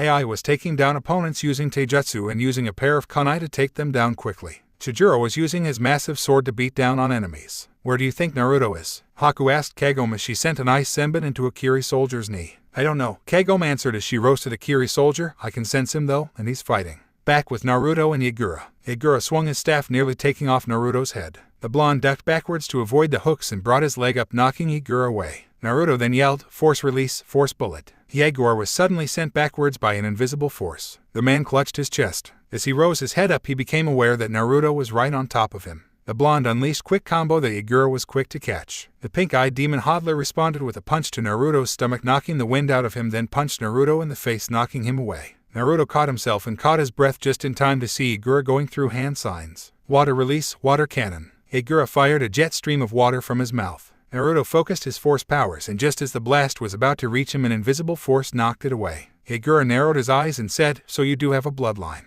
Naruto grinned and said, "Yep." Yagura scowled and said, "All the more reason for me to kill you." Yagura went through more hand signs and water clone materialized next to him. The two then charged at Naruto. Naruto bobbed and weaved to avoid the combined kicks, punches, and occasional hook aimed at him from the two. The blonde jumped backwards to avoid getting slashed by a hook. As he did, the real Yagura smirked. As Naruto landed, the water clone started going through hand signs, followed by the real one. Water release, great flood. Lightning release, arc lightning. The water clone sent out a massive flood of water from his mouth that nearly flooded the whole street. The real Yagura fired a blast of lightning from both of his hands. The two attacks met and the flood became electrified. Naruto paled as he saw the attack and acted fast by focusing a great amount of force energy into his hands. Force release, force cannon. The air around Naruto seemed to dull and gray before he fired a huge blast of the force right at the oncoming attack. The result was the attack being blown apart, followed by Yagura and his water clone being knocked off their feet. The water clone splashed against the ground, turning back into water. Naruto took advantage of Yagura's disorientation and rushed forward. He caught Yagura's throat and dragged him across the ground before throwing the man into the wall. Naruto went through hand signs and yelled, "Fire style, Phoenix Flower Jutsu." Naruto fired a barrage of fireballs from his mouth into the building, setting it ablaze and causing it to collapse. Naruto smirked as he looked out over the destroyed building.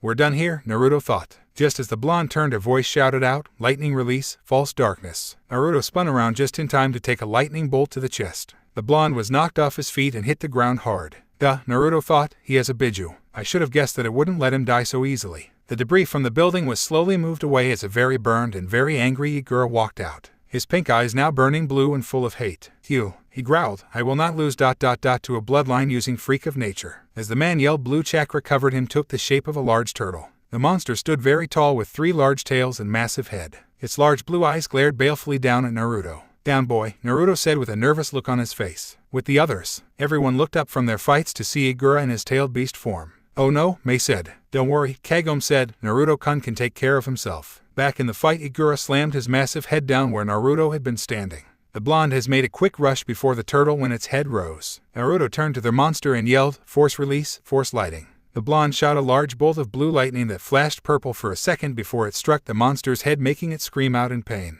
The monstrous turtle tore its head from the ground before it fired a torrent of water from its mouth. Naruto gasped before he jumped to the right to avoid getting washed away. He then found out that this thing was incredibly fast for its size as it suddenly spun around and struck Naruto with one of its tails. The blonde was sent flying into a wall, shattering it. Before anyone could do anything else, the monster turtle withdrew into its shell and fired off water from the hole in it, allowing it to fly. The turtle flew over to where Naruto was and dropped down. Dust and debris were kicked up everywhere. Everyone covered their eyes to avoid getting blinded by all the dust. At the moment, everyone was taking a break to watch the fight between Naruto and Yagura. The turtle then rose up from the spot and started to laugh boisterously. The monster then turned to where Mei and the others were standing. It glared angrily down at Mei and the rest of the rebels. It started to stomp forward over to them. Mei and the rest of rebels were ready to fight to the death when a dark red glow started to emit from between the rocks. The giant turtle sensed it and turned around just in time to see the rock all get blown away. When the smoke cleared, it revealed Naruto. The blonde's cloak was in tatters and he was missing the armor on his shoulder, and the entire right part of his shirt was torn off. What got everyone's attention though was the fact that Naruto was covered in a red cloak of chakra and his eyes were now crimson red.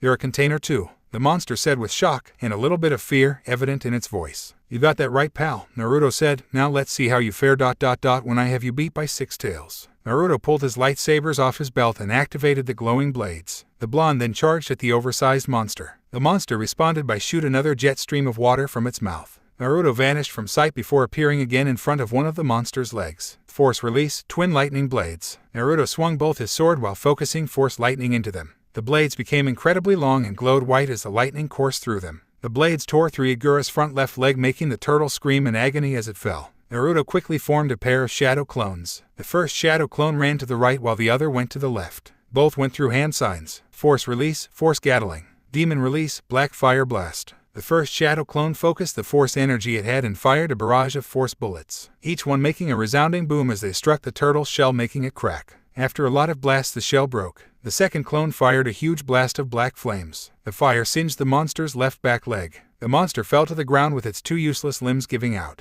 The two clones vanished in puffs of smoke and the original Naruto ran at the turtle. The turtle's head snarled at the blonde. "Down, boy," Naruto growled. The head shot forward and attempted to chomp on the blonde. Naruto focused his biomass into his legs and jumped up high. Naruto focused his force lighting into his lightsabers again and yelled, "I said down." Both swords pierced the monster's head and shining dark purple shot down through the monster's skull and out through the jaw as the blades extended. The monster screamed in pain as the blades tore through its head. After a second, the screaming stopped and the monster fell down completely. The blue chakra receded and in its place was Igura. The man now had two massive scars running down his body and his back was completely mauled. On top of that, his left arm was missing and his right leg was severely burned. Naruto marched up to the downed Igura, his eyes still burning a deep crimson. "Any last words?" Naruto asked the fallen demon host. "I regret nothing," was all Igura said. Naruto then brought his foot up and stomped down on Igura's chest, crashing his foot through the man's ribcage. After a second, black and red tendrils covered Igura and absorbed the man's body into Naruto's being. Naruto's eyes turned back to normal. The blonde was bent over and breathing hard. He looked around to see the Kiri soldiers all laying down their weapons. "People of Kiri," the blonde yelled out, "this war ... is over." The blonde then started to sway and fell over. Just as he was about to hit the ground, he was caught by Kagome. "Aoi," Mei yelled, "get this boy to a hospital ... that as if it wasn't crushed in the fight." With that, Naruto was rushed off to a hospital. Mei then let out a sigh of relief and said, "It's finally over." Naruto groaned to himself as he saw the white ceiling that was a common characteristic of a hospital. He had a very rough night sleeping. He felt an incredible pain on his side the entire night. When he finally got to sleep, it wasn't for very long before the sun peeking through the window woke him up. "I hate hospitals," the force user groaned as he rose up from bed. As soon as he did, he heard a slight moan of protest. The blonde rolled his eyes, thinking that it was Kagome or Haku. He turned to see a girl with dark hair tied in a ponytail and milky white skin. She slowly opened her eyes, revealing they were a sea green color, as she woke up and looked at Naruto. The pair looked at each other for a moment. "Eike." The girl jumped back off the bed and into a corner. At that moment, a few nurses burst into the room to see a frantic girl and Naruto clutching his ears from her shriek. "You pervert," the girl yelled. "Who do you think you are, pulling me into a bed like that?" Naruto shook his head and yelled, "Hold on, lady. I have really sharp hearing and I think you just busted my eardrums." At that moment, Kagome pushed her way into the room and said, "Okay, I'm trying to sleep, and after the whole fiasco from yesterday. Who the hell is yelling this early in the morning?" The girl turned and saw Kagome and gasped. "Kagome-chan." Kagome gasped at the sight of the girl and said, "Nami-chan." The two squealed and hugged each other like two old friends. The male nurses who were watching started to have nosebleeds at the sight of the two girls hugging. Naruto stared at the two for a moment before something clicked. "Nami?" Naruto asked, as in the standby. The two reunited friends separated before turning to the whiskered boy. "Yes," Kagome answered, "this is Nami-chan, my old friend in the three-tailed turtle ... in human form. Hey, can we all have a minute?" The question was directed at the nurses and doctors who had come running when they heard Nami's screams. The doctors in turn left and decided to give them some room for a while. "So how did this happen?" Kagome asked. "I thought that she would die when Igura died." Naruto thought for a few minutes, then said, "My Kuroshinka Kekkai Genkai allows me to form lost parts when injured. What if Nami's chakra, while still in Igura's body, reacted with my Kuroshinka and my Chikaraten bloodline? The latter caused the chakra to condense and form a living entity, while the Kuroshinka gave it a body." The two looked at the boy and Kagome broke the silence by saying, "So your bloodlines gave Nami-chan a new body?" The blonde blinked a few times and said, "I guess. I'm not sure how it went, but it's the only thing I can think of at the time." At that moment, a Mist Anbu opened the door and said, "Fuck you, Osama, the council has requested your presence." "Who are they?" Naruto looked at the two girls and said, "My advisors." The Anbu was silent for a second and said, "They come too." Later in the council chambers. Amazing, Naruto thought as he and his friends were sent to the council chambers. This village just finished with a civil war and the council just got called into session. I hope the council isn't as annoying here as it is back in Konoha. As soon as they were in the council room, the sound of arguing reached their ears. At least until they saw the boy that had killed their former leader. At that moment they were joined by Meiterumi, Ai, and Chijuro. "Welcome, honored guests," one of the elders on the council said. "Well, they aren't as annoying so far," Naruto thought. "We are glad to be here," Naruto said. "Now why is it you've called us here?" The elder continued and said, "We are in need of leaders since our last one recently met his demise. Since you are the one who defeated him, we would ask that you be our new Kage." Naruto thought it over. He had always wanted to be the leader of a village. However, he also knew that he didn't have the experience of a leader. What if Konoha found out? They would most likely go to war again. They just got out of a civil war. The last thing they needed was another. "Thought I am very flattered that you are asking such a high honor of me," Naruto said. "I must decline." The council and the elders looked shocked. The elder asked, "Why not?" Naruto sighed and said, "I may be powerful, but when it comes to experience I lack. I want to get a few more years of experience under my belt before I start leading anything." The council looked mildly upset, but they saw the logic in the boy's words. "I do, however, have another prime candidate," Naruto said, getting the council's attention. "Who?" the elder asked. "They Terumi," Naruto said, "the leader of the bloodline rebels." The council looked shocked and some were about to start yelling when Naruto said, "Just hear me out on this." The council quieted down as Naruto explained. She was able to spur the despised in this village to fight. She also managed to outwit an army multiple times the size of her own. If that isn't the trademark of a good leader, I don't know what is. For those of you who don't want someone with a bloodline leading your village, just look at her. What difference do you see between you and her? The council members had the brains to look sheepish as they considered this. They had been so pulled up in the whole demon superstition thing they had been blinded to the fact that the rebels were just as human as they were. "Do you agree with what he says, Terumi?" the elder asked. The busty redhead simply nodded in agreement. "No," a fat councilman yelled, "I refuse to be ruled by some cheap bloodline bimbo." Everyone stared at him for a second until Naruto said, "You do realize you just said that aloud in front of some very powerful women, right?"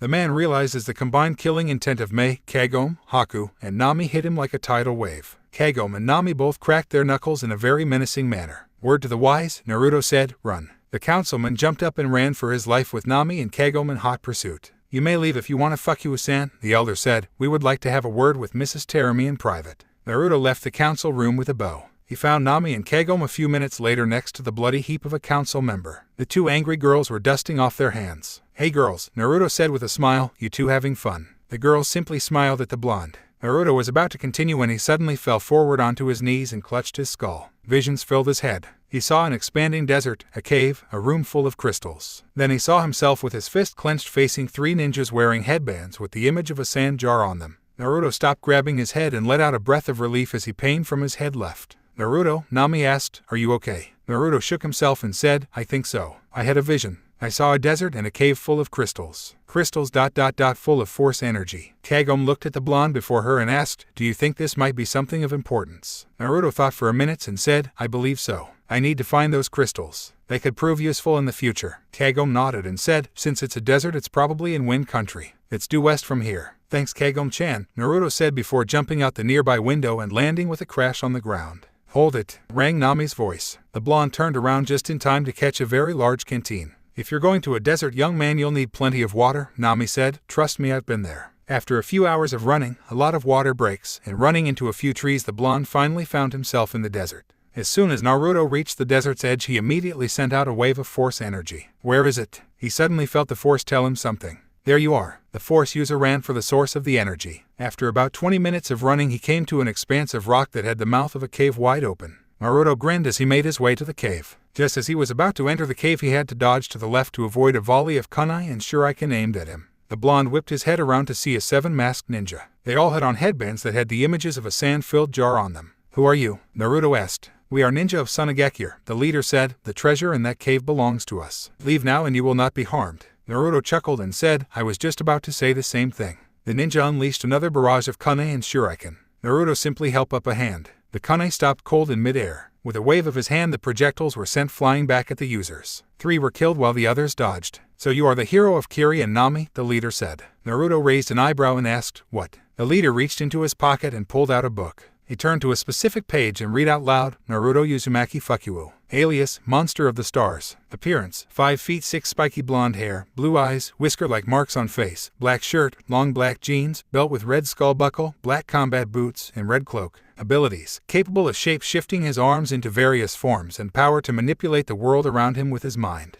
Warning, do not engage in physical combat. Has shown the ability to consume the flesh of others, allegedly destroyed an entire army of mercenaries in the 4th Mizukage." Naruto blinked a few times and said, "Wow, news travels fast in the ninja world." The Sunanin said as he put away the book and glared at the whiskered force user. "I don't care who you are or what you can do," the Sunanin said. "We found this place first, and whatever is in there will become property of Sunagekure. Naruto cracked his knuckles and said, "I'm sorry, but I can't let you do that." No more words were exchanged between them. The 4 remaining Suna nin charged at the blonde drawing weapons. 1 nin, a kunoichi, drew a pair of bladed fans. 2 others pulled out katana, while the leader drew a scimitar. Naruto focused the biomass in his arms, making take their muscle mass form. The 2 katana-wielding ninja charged first. The 2 swung their weapons, intent of bisecting the man. Naruto simply caught their blades and snapped them in half. The blonde spun on his heel and drove the blades he gripped upward through their hearts. The blonde then spun around and threw the blades at the 2 remaining ninja. The kunoichi focused chakra into her hands and jumped in front of her boss and swung them, sending a gust of wind that knocked the blades away. She charged at the blonde, focusing more chakra into her fans. Naruto responded by dodging to the right and shifted his arms to their claw form.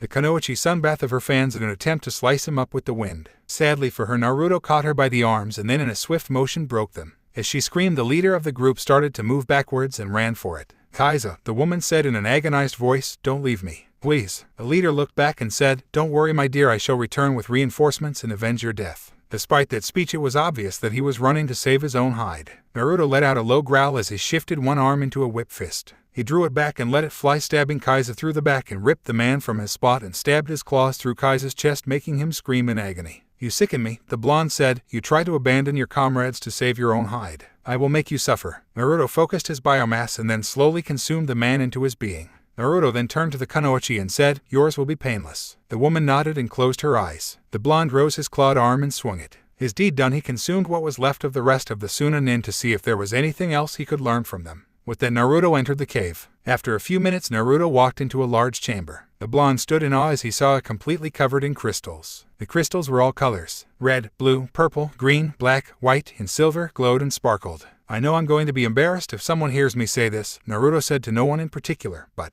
ooh, pretty." At that moment, the blonde felt something behind him. He spun around to see 3 more Suna nin, 2 males and 1 female. The first male was the shortest of the 3. He wore black and brown with a little bit of white mixed in. He had heavy bags under his eyes. He also had makeup around his light blue eyes, giving them a raccoon-like look. Above one eye he had the kanji for love in red. He also had a large gourd on his back. The second male wore a black outfit that resembled a cat suit and purple makeup on his face. He also had a bandaged package on his back. The only girl was a blonde with her hair drawn up in multiple ponytails. She had muscle, meaning she took her training seriously. She had on a white battle dress and a huge battle fan on her back. "Who are you supposed to be?" the guy in cat suit asked. "I could ask you the same thing, makeup boy," Naruto said. The makeup-wearing man growled and yelled, "It's not makeup. It's war paint." The boy with the gourd turned to the cat-suited boy and said, "Shut up, Kenkuro. You're an embarrassment to our village." The boy gulped nervously and whimpered, "Sorry, Gaara." Gaara simply scoffed and said, "Temari, take care of this. I don't want to waste my sand on this weakling." The girl, Temari, smirked and pulled out her battle fan. She jumped down and charged at her fellow blonde.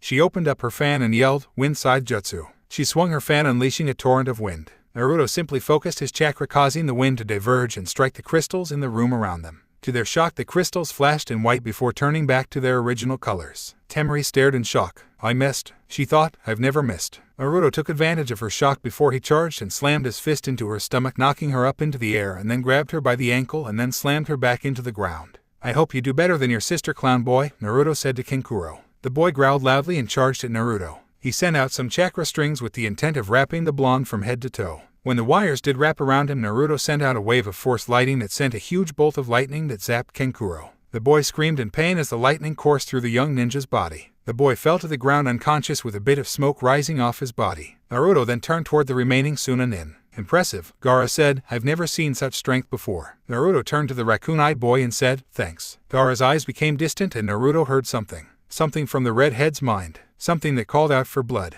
Blood spilt all over the cavern. "Mother," Gaara said, "Mother wants your blood. She will have your blood." "There is something wrong with you," Naruto said as he felt the force going haywire on the Suna nin. "It starts with that mother of yours." Naruto held out a hand and said, "Calm down, Gaara. Let me into your mind." At that moment, Naruto extended the force and Gaara felt his mind being entered, but could do nothing to stop it. Inside Gaara's mind, Naruto looked around and saw that Gaara's mindscape was a mess. He could understand that the place was desert, since that's where Gaara lived. What he found disturbing was the fact that there were sand-covered corpses and blood-covered sand everywhere. In the back of the desert was a large cave with the kanji for seal on the sides of it. "This kid is a Jinchuriki," Naruto thought. That might explain why he seemed so unstable. The whiskered boy slowly made his way into the cave. As he made his way inside, the sound of crying reached his ears. He found what looked like a young Gaara about the age of 6 in a fetal position, crying and tightly hugging a teddy bear. "What's wrong with you?" Naruto asked, getting the boy's attention. "Who are you?" the young Gaara asked. "He might find you." You have to leave. Naruto raised an eyebrow and asked, Who? Hey, a new voice yelled, What are you doing here? The blonde turned to see a large raccoon-like creature made completely out of sand with spots of blue on it in places and yellow eyes with 4 diamonds in the iris. Gaara suddenly cried out and hid behind Naruto, trembling in fear. I could ask you the same question, Naruto said with calm exterior. I'm the Ikabai no Shukaku, the sand monster said. If you must know, pal, you're trespassing. Now get out, before I crush you like a grape. Naruto rubbed his chin. At that moment he noticed something. A chain was wrapped firmly around the monster's neck. Naruto remembered from the first time he met Kagome that she didn't have a chain around her neck. How about no? Naruto answered, making the raccoon monster growl. The raccoon charged forward, intent on chomping on Naruto. The whiskered boy jumped up and landed on the raccoon's head before unleashing a blast of force lightning that sent volts through both Shukaku and whoever was holding the chain. A voice cried in pain in the darkness. The volts of lightning illuminated the dark, revealing an old monk holding onto the chain. Naruto felt the force going haywire again and said, Pal, I don't know what you're doing here, but I have a feeling that it can't be good. Naruto used the force to pick up a bunch of rocks before hurtling them at the monk, crushing him while he was paralyzed by the lightning. There was only a loud crunch and a cry of pain as the monk was crushed by the boulders. The chain around Shukaku's neck rusted before it turned to dust and fell to the sands. Naruto looked at the raccoon before it turned to him and muttered in a weak voice, Thank you. In the real world, Naruto's eyes snapped open as he returned to his own mind. He looked at Gaara, who swayed back and forth before collapsing on the dirt. Soft snoring reached Naruto's ears. The blonde Jinchuriki smiled at his handiwork before remembering that he had a job to do. He then made his way around the cavern, grabbing a few crystals, one of each color. After that, the blonde put them in his pouch and was about to walk out when he realized something. If people realized what these crystals would do, it would mean a lot of trouble for him later. He noticed something sticking out of Kenkuro's pocket. Naruto grinned to himself before walking over to the clown-faced ninja. Later, a man in brown and white suit with most of a hood covering his face ran into the cave out of breath. Little brats, he growled, can't believe that they ran off without me like that. Punks. Once back he caught his breath. He entered the cavern. He found his students on the floor of the cavern out cold. He gasped when he saw Gaara out cold and was about to start running when he realized something. Nothing was happening. No bloodshed, no screaming, no crushing sands, no nothing. Gaara stirred and slowly rose up from the ground. The redhead yawned and said to no one in particular, so that is what a dreamless sleep is like. Kankuro and Temari slowly came up next. They looked around and noticed something immediately. Explosive tags. Kankuro yelled. At that moment sand wrapped around Gaara, Temari, Kankuro, and the old guy. At that moment the tags exploded. This caused some of the crystals to crack and certain unstable ones ruptured and exploded themselves, causing a chain reaction that set the entire cavern in a fiery blaze. Out of the smoke 4 sand cocoons crash-landed into sand dune. They all fell apart, revealing the 4 sand nin. Okay, I might as well ask, the old man said. What the hell happened in there? Temari looked at the man and said, I don't know. We met this blonde guy. He beat us, knocked us out. Wait, he knocked Gaara out. Gaara looked at Temari and said, he didn't fight me. He did something. I can't hear mother's voice anymore. The urge to kill ... is gone as well. Gaara's fellow sand nin looked at him in shock. Now if you'll excuse me, Gaara said, I have a lot to sleep to catch up on. As soon as that was said, Gaara collapsed on the ground, making a light snoring sound. Temari and Kankuro braced themselves for nothing. When they realized nothing was happening, the two exchanged surprised looks while looking at the old guy for answers. All they got was a shoulder shrug. I'm not carrying him, Baki-sensei, Kankuro said. Ditto, Temari said. Baki was about to say something, but just scoffed and then picked up the sleeping boy, who groaned slightly in his sleep. The 3 conscious ninja began to return to their village. This is going to be one very annoying mission report, Baki thought bitterly. Naruto ran with a large smirk on his face. He had just helped out a fellow Jinchuriki and he got his hands on some force crystals. He felt the small rocks jingle in his pocket. He smirked to himself. With these I'll be able to make some lightsabers from the guys back in Kiri, Naruto thought happily as he ran.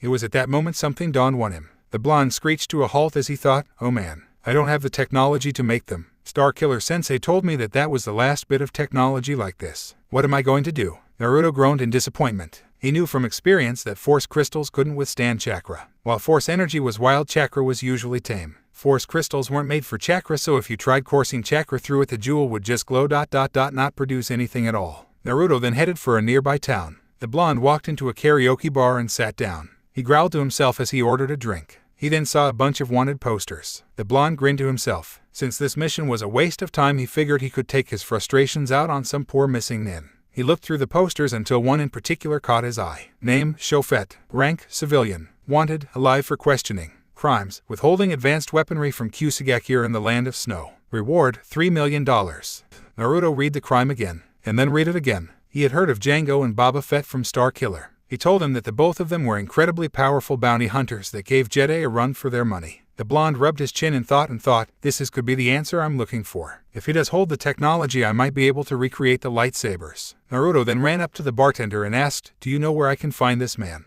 The bartender gave a laugh and said, another bounty hunter, eh? Well kid, I might want to tell you now, anyone who ever went after him before hasn't come back. Naruto rolled his eyes and said, I'm different than the rest. Now where can I find him? The bartender groaned and said, he should live in some hut a few miles down the road. I know because I've seen him before. Oh, and you owe me 1.99 for the drink. Naruto paid the man, downed his drink, and then started heading out of town to find his new possible ally. After running for a while, Naruto arrived at a small rundown hut. The young Force user then entered the hut looking around. Hello, Naruto called, is there a chauffeur in the house? Suddenly alarm bells rang in the boy's head. He heard the sound of a weapon firing up. The blonde jumped to the right to avoid a blast of energy that came out of nowhere. He spun on his heel to see an intimidating figure behind him. It was a tall man covered head to toe in armor. The armor was black with some red highlights. In his hand was blaster and on his back was a sophisticated-looking object. The figure looked at Naruto and said, what are you doing in my house? His voice was sort of muffled due to the fact that he was speaking through a helmet. Naruto rose up from his crouched position and said, my name is Naruto Uzumaki Fukuo. I'm here to talk. The man scoffed and said, I've had plenty of talks before. My answer is still the same. I'm not giving you or any one of those greedy pains in the neck any of my weapons. They were gifts from my ancestors, so just back off. Naruto waved his hands in front of him and said, I wasn't sent by Snow or Kyusa. I'm here to request your help with something. The armored man lowered his gun slightly. Naruto could tell that even though his guard was relaxed, it wasn't completely down. What kind of help? The man asked. Naruto lowered his arms, not fully letting up on his guard, and said, I'm in need of something made for me. Are you familiar with lightsabers? The armored man said, I know all right. My ancestor, Jango Fett, was killed by a Jedi named Qui-Gon Jinn. Why do you want me to build one? Naruto simply reached into his cloak and pulled out his lightsabers and activated them. So, the now obvious Sho Fett said, you're that guy Star Killer told me about. Naruto gained a surprised look. You know my old master. Sho laid his blaster down and said, he came to me back when I lived in Snow. He asked me to build him some swords at my workshop. Since he didn't try to force me into it, I did. Plus his money was good. Naruto smiled at the man and said, I'm glad to see that there is someone out here I can trust. Wait, what are you doing out here anyway? The man sighed and said, I had to leave town. Snow is currently ruled by some tyrant named Dodo.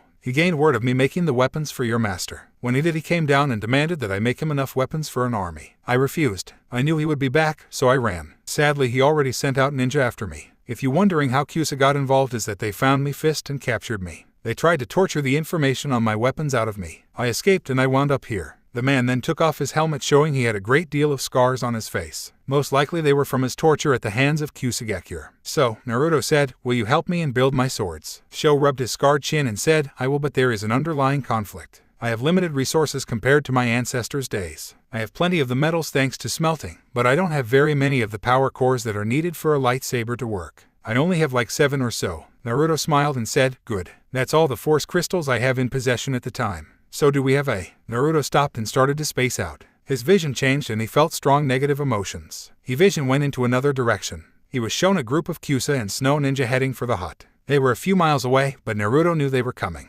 His vision changed again and in another direction. He saw a man approaching. His hair was long and black while his skin was completely pale. Naruto shuddered. He felt that the dark side had corrupted his heart and mind quite some time ago. Naruto came back and stumbled as he rubbed his aching head. You okay, kid? Sho asked. We have a problem, Naruto said. It seems that a group of Kyusa and Snow Ninja have learned you are here. Now they have teamed up to take you down. On top of that, there is someone else coming. I don't know who he is, but the dark side has completely taken over his heart. Sho scowled before he grabbed his helmet and put it back on. Let them come, he said. I'll show them they should mess with me. Naruto placed a hand on the man's armored shoulder and said, I don't think that will be necessary, my friend. Are by any chance familiar with explosives? A few minutes later, the Snow and Kyusa Nin arrived at the hut. Sho Fett, the leader of the Kyusa Nin, yelled, turn yourself in now and you will not be harmed. Resist and we will be forced to use force. Man, that sounded better in my head. When there was no reply, the two leaders made the motion for their teams to enter the complex. The two teams went to the sides of the door and made clear motions. The leader of the Snow Nin then broke down the door. The ninja all stood in the door. They all stared at the strange object on the table. It was a large black box that had a red light on it that blinked every few seconds. At that moment, one of the Snow Ninja noticed on a mirror on the far wall there was a note that said, suckers. At that moment the box flashed and then,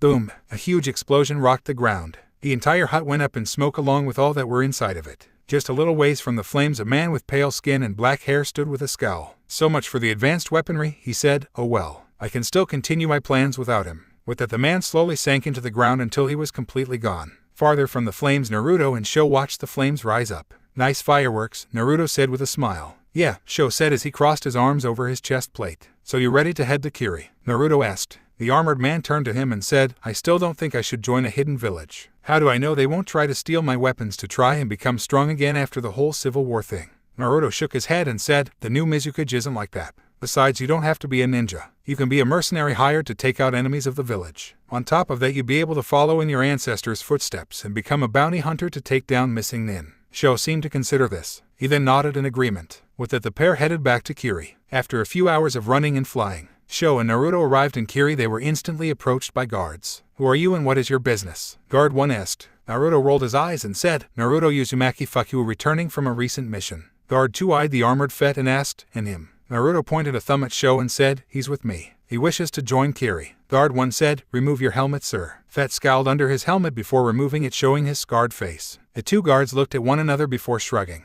They hadn't seen his face before since they hadn't seen any recently made wanted posters. The two guards let them pass. Naruto and Fett then made their way to the Mizukage Manor. The pair entered the room and found an interesting sight. Mei and Kagome were passed out on the couch. Nami was currently asleep too and was currently snuggling up to a passed out Chojuro, smiling comfortably. Naruto smiled seeing his friends had decided to stay up and wait for him. Fett shook his head. Do you know where I can work here? The man asked. Naruto rubbed his chin and said, I think there's a basement somewhere. You can work there. Just don't make too much noise. In all honesty, this whole thing has left me tired. Naruto reached under his cloak and handed it to the bounty hunter. Before they set the charges, Naruto grabbed most of Sho's ancient technology. He was surprised that the man was able to perform an amateur sealing jutsu that put most of his tools and materials in scrolls. He also had the same seals hidden in his armor that held his combat weaponry. With that, Sho went downstairs and set to work. Naruto, however, sat down on the couch gently and fell straight to sleep. The next morning, Mei and Kagome yawned as they woke up. As soon as they did, their noses were assaulted by a delicious smell. The two rose up from the couch and went to the kitchen.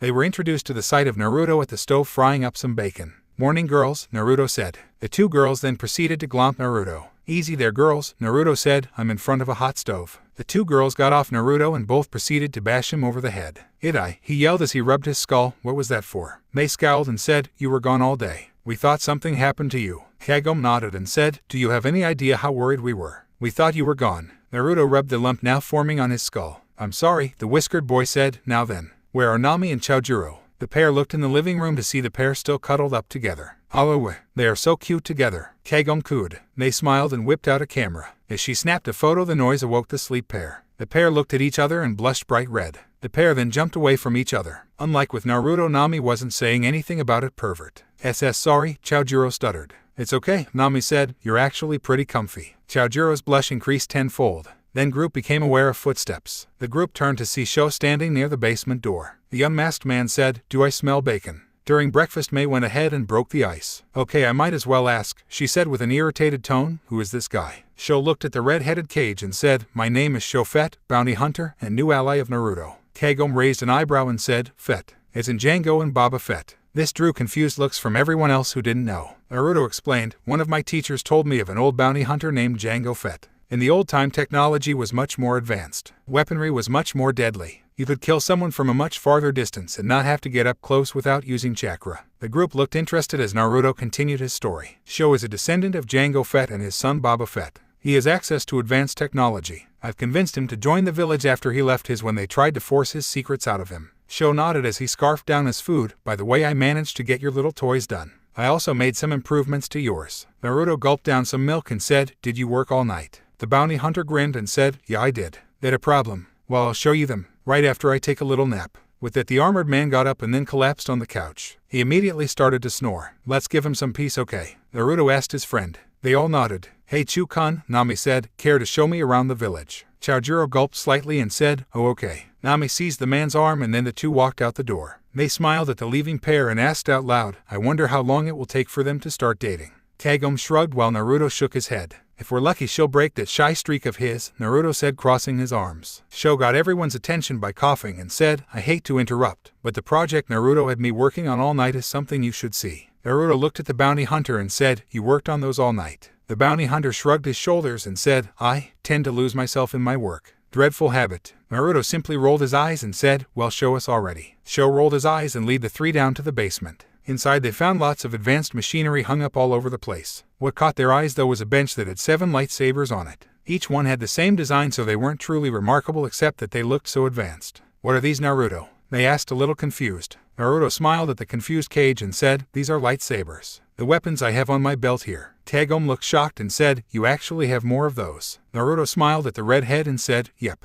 He's probably the only person on the planet who could make these. Now we have the only copies. The problem is they're limited to the 7 here." Mei smiled and said, "You really seem to know how to make the most of something, kid." Naruto smiled at the woman and said, "Thanks, Mei-chan. Now then, would you like one or?" Mei was up to the table in a second, was trying to pick one out. She held up one, and when she pushed a button and a red blade was brought into existence. She wowed at the sight of the blade. She reached out to touch it until Naruto slapped her hand away. "Mei-chan," Naruto scolded, "you can't just touch one of these blades like that. It's made of energy. Not only does it cut, it burns. It's also capable of slicing through metal or any other hard surface." Mei smiled at the boy. At that moment, Kagome walked up to the girl and said, "I think that red one suits me best." Mei growled slightly at being denied. Naruto then stopped her and said, "There is a blue one somewhere in the mix of all that." Mei thought for a second and said, "Okay, I'll take that one. It'll go with my outfit at least." Naruto smiled at her happily, seeing as she understood. Naruto then looked at Sho and said, "What are you going to do now? Your job here is done." Sho shrugged his shoulders and said, "I think I'll stay around. Besides, it'll be fun to see what happens when you teach these little ladies how to use these new toys." Naruto rolled his eyes at the man.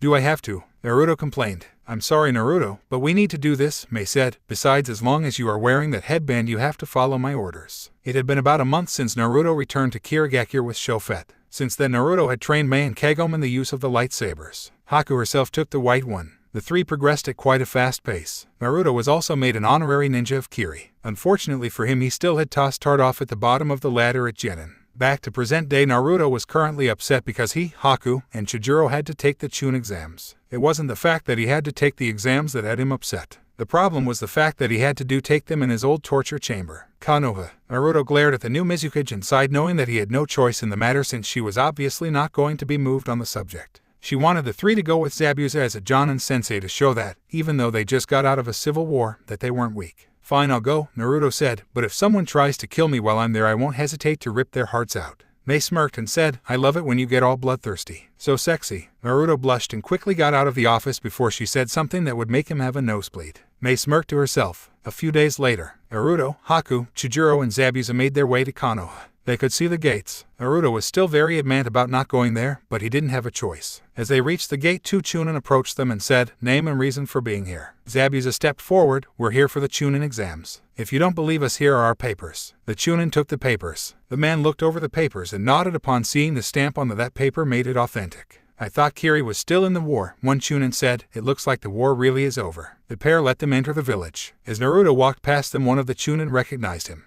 He took out a walkie-talkie. In the village, Naruto and his new team found themselves the center of attention. Some people were wondering what a bunch of Kiri nin were doing here. Other nin were sizing them up in case they were looking for a fight. As they started searching for a hotel, they were suddenly approached by some ANBU. "I'm sorry to impose on you," one of the ANBU in a pig mask said, "but the Hokage wants to have a word with you." Naruto raised an eyebrow and asked, "You okay with this, sensei?" Zabuza raised an eyebrow and said, "I guess. Just so long as nobody causes any trouble." With that, the ANBU escorted the Kiri team to the Hokage's office. Once they were inside, the three were greeted to the sight of the old man putting up a valiant fight against his age-old nemesis. "Paperwork." The old man looked up from the papers and said, "Naruto, it's good to see you again. You've grown quite well over the years, haven't you?" Naruto nodded and said, "It's good to see you, old man. Has the council been giving you more gray hairs?" The old man rolled his eyes and said, "You bet they have. They tried to send Hunter Nin after you when you went missing. After Kakashi came and told us about your powers, they wanted to send them after you again so they could use you as breeding stock to gain the bloodlines that you possess." Naruto rolled his eyes and said, "Why is it the council here is annoying and arrogant while the one in Kiri is actually more pleasant to deal with?" The old man shrugged and said, "Probably because they don't take the peace that they have at the moment for granted." Naruto nodded and said, "Well then, it was good seeing you, old man. By the way, did Kakashi give you the message?" The old man nodded. The old Cage then said, "You might want to watch yourselves. The council may try something less than nice to try and get you to stay here." Naruto smirked and said, "I'd like to see them try." With that, the Kiri nin left the office. "Hey guys," Naruto said, "while we're here, mind if we get some ramen? I know the best place in town." The other three ninja looked at each other before shrugging. After Zabuza nodded, Naruto had to resist the urge to cry out in joy. The boy quickly ran off to the best restaurant in the village. After a few minutes, they arrived at a small shack. The team entered the bar and sat down. After a few minutes, a young woman exited the kitchen and said, "Welcome to Ikaruka's, how may I?" The woman stopped when she saw the familiar whisker marks. Almost immediately she grabbed the boy and pulled him into a powerful hug that buried Naruto in her chest. "Naruto," the woman cried, "where have you been? I missed you." Naruto's face was now purple on account of his blush and the fact that he was currently having a little trouble breathing. "I am Chan," Naruto struggled to say, affection. Crushing windpipe. The woman let go and said, "Sorry." "Seriously though, where were you?" Naruto answered, "I'll tell you over ramen.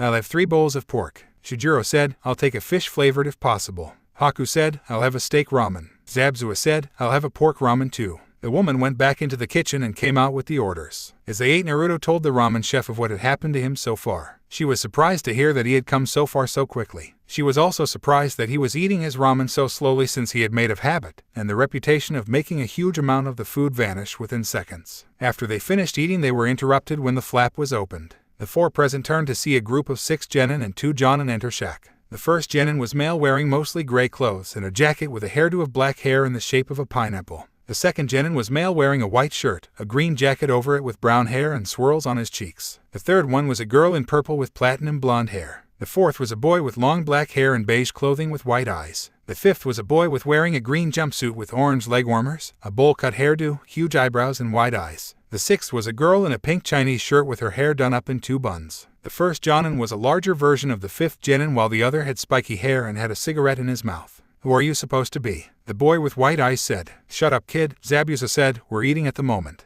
The white eyes boy narrowed his eyes at the boy and said, "Answer my question, commoner." The larger version of the green kid scolded the genin and said, "Neji, there is no need to be rude." He turned to Naruto and said, "Forgive my student Neji. My name is Might Guy. You already met Neji. These are my other students Lee and Ten. The guy with the cigarette said, "My name is Asuma. These are my genin Ino, Shikamaru, and Chaoji." Zabuza grinned and said, "Nice to see some people with manners around here. My name is Zabuza. This is Haku, Naruto, and Chijiro." The 3 genin nodded at being recognized. "Why are you Kirin doing in Konoha?" Neji asked, still very rudely. Naruto rolled his eyes and said, "I don't care what your problem is, pal, but you might want to lose it before I decide to beat it out of you white eyes." Neji glared at the boy. "Oh, I tremble with fear," Naruto said. "I will humor you though. We're here for the Chunin exams, or have you been under a rock for a while?" Neji glared at the so-called commander for how he was speaking to him. Zabuza paid for his team's meal and they left. As they did, Naruto felt Neji still glaring at him. "Hey, white eyes," Naruto said, "you might want to lose the attitude and avert those eyes somewhere else before you lose them." The tone he had told them that the boy in front of them was completely serious about that threat. Neji felt himself sweat. A small amount of killing intent the boy was leaking out hit them. Naruto and his team continued on their way. "They may be a problem in the future," Neji said.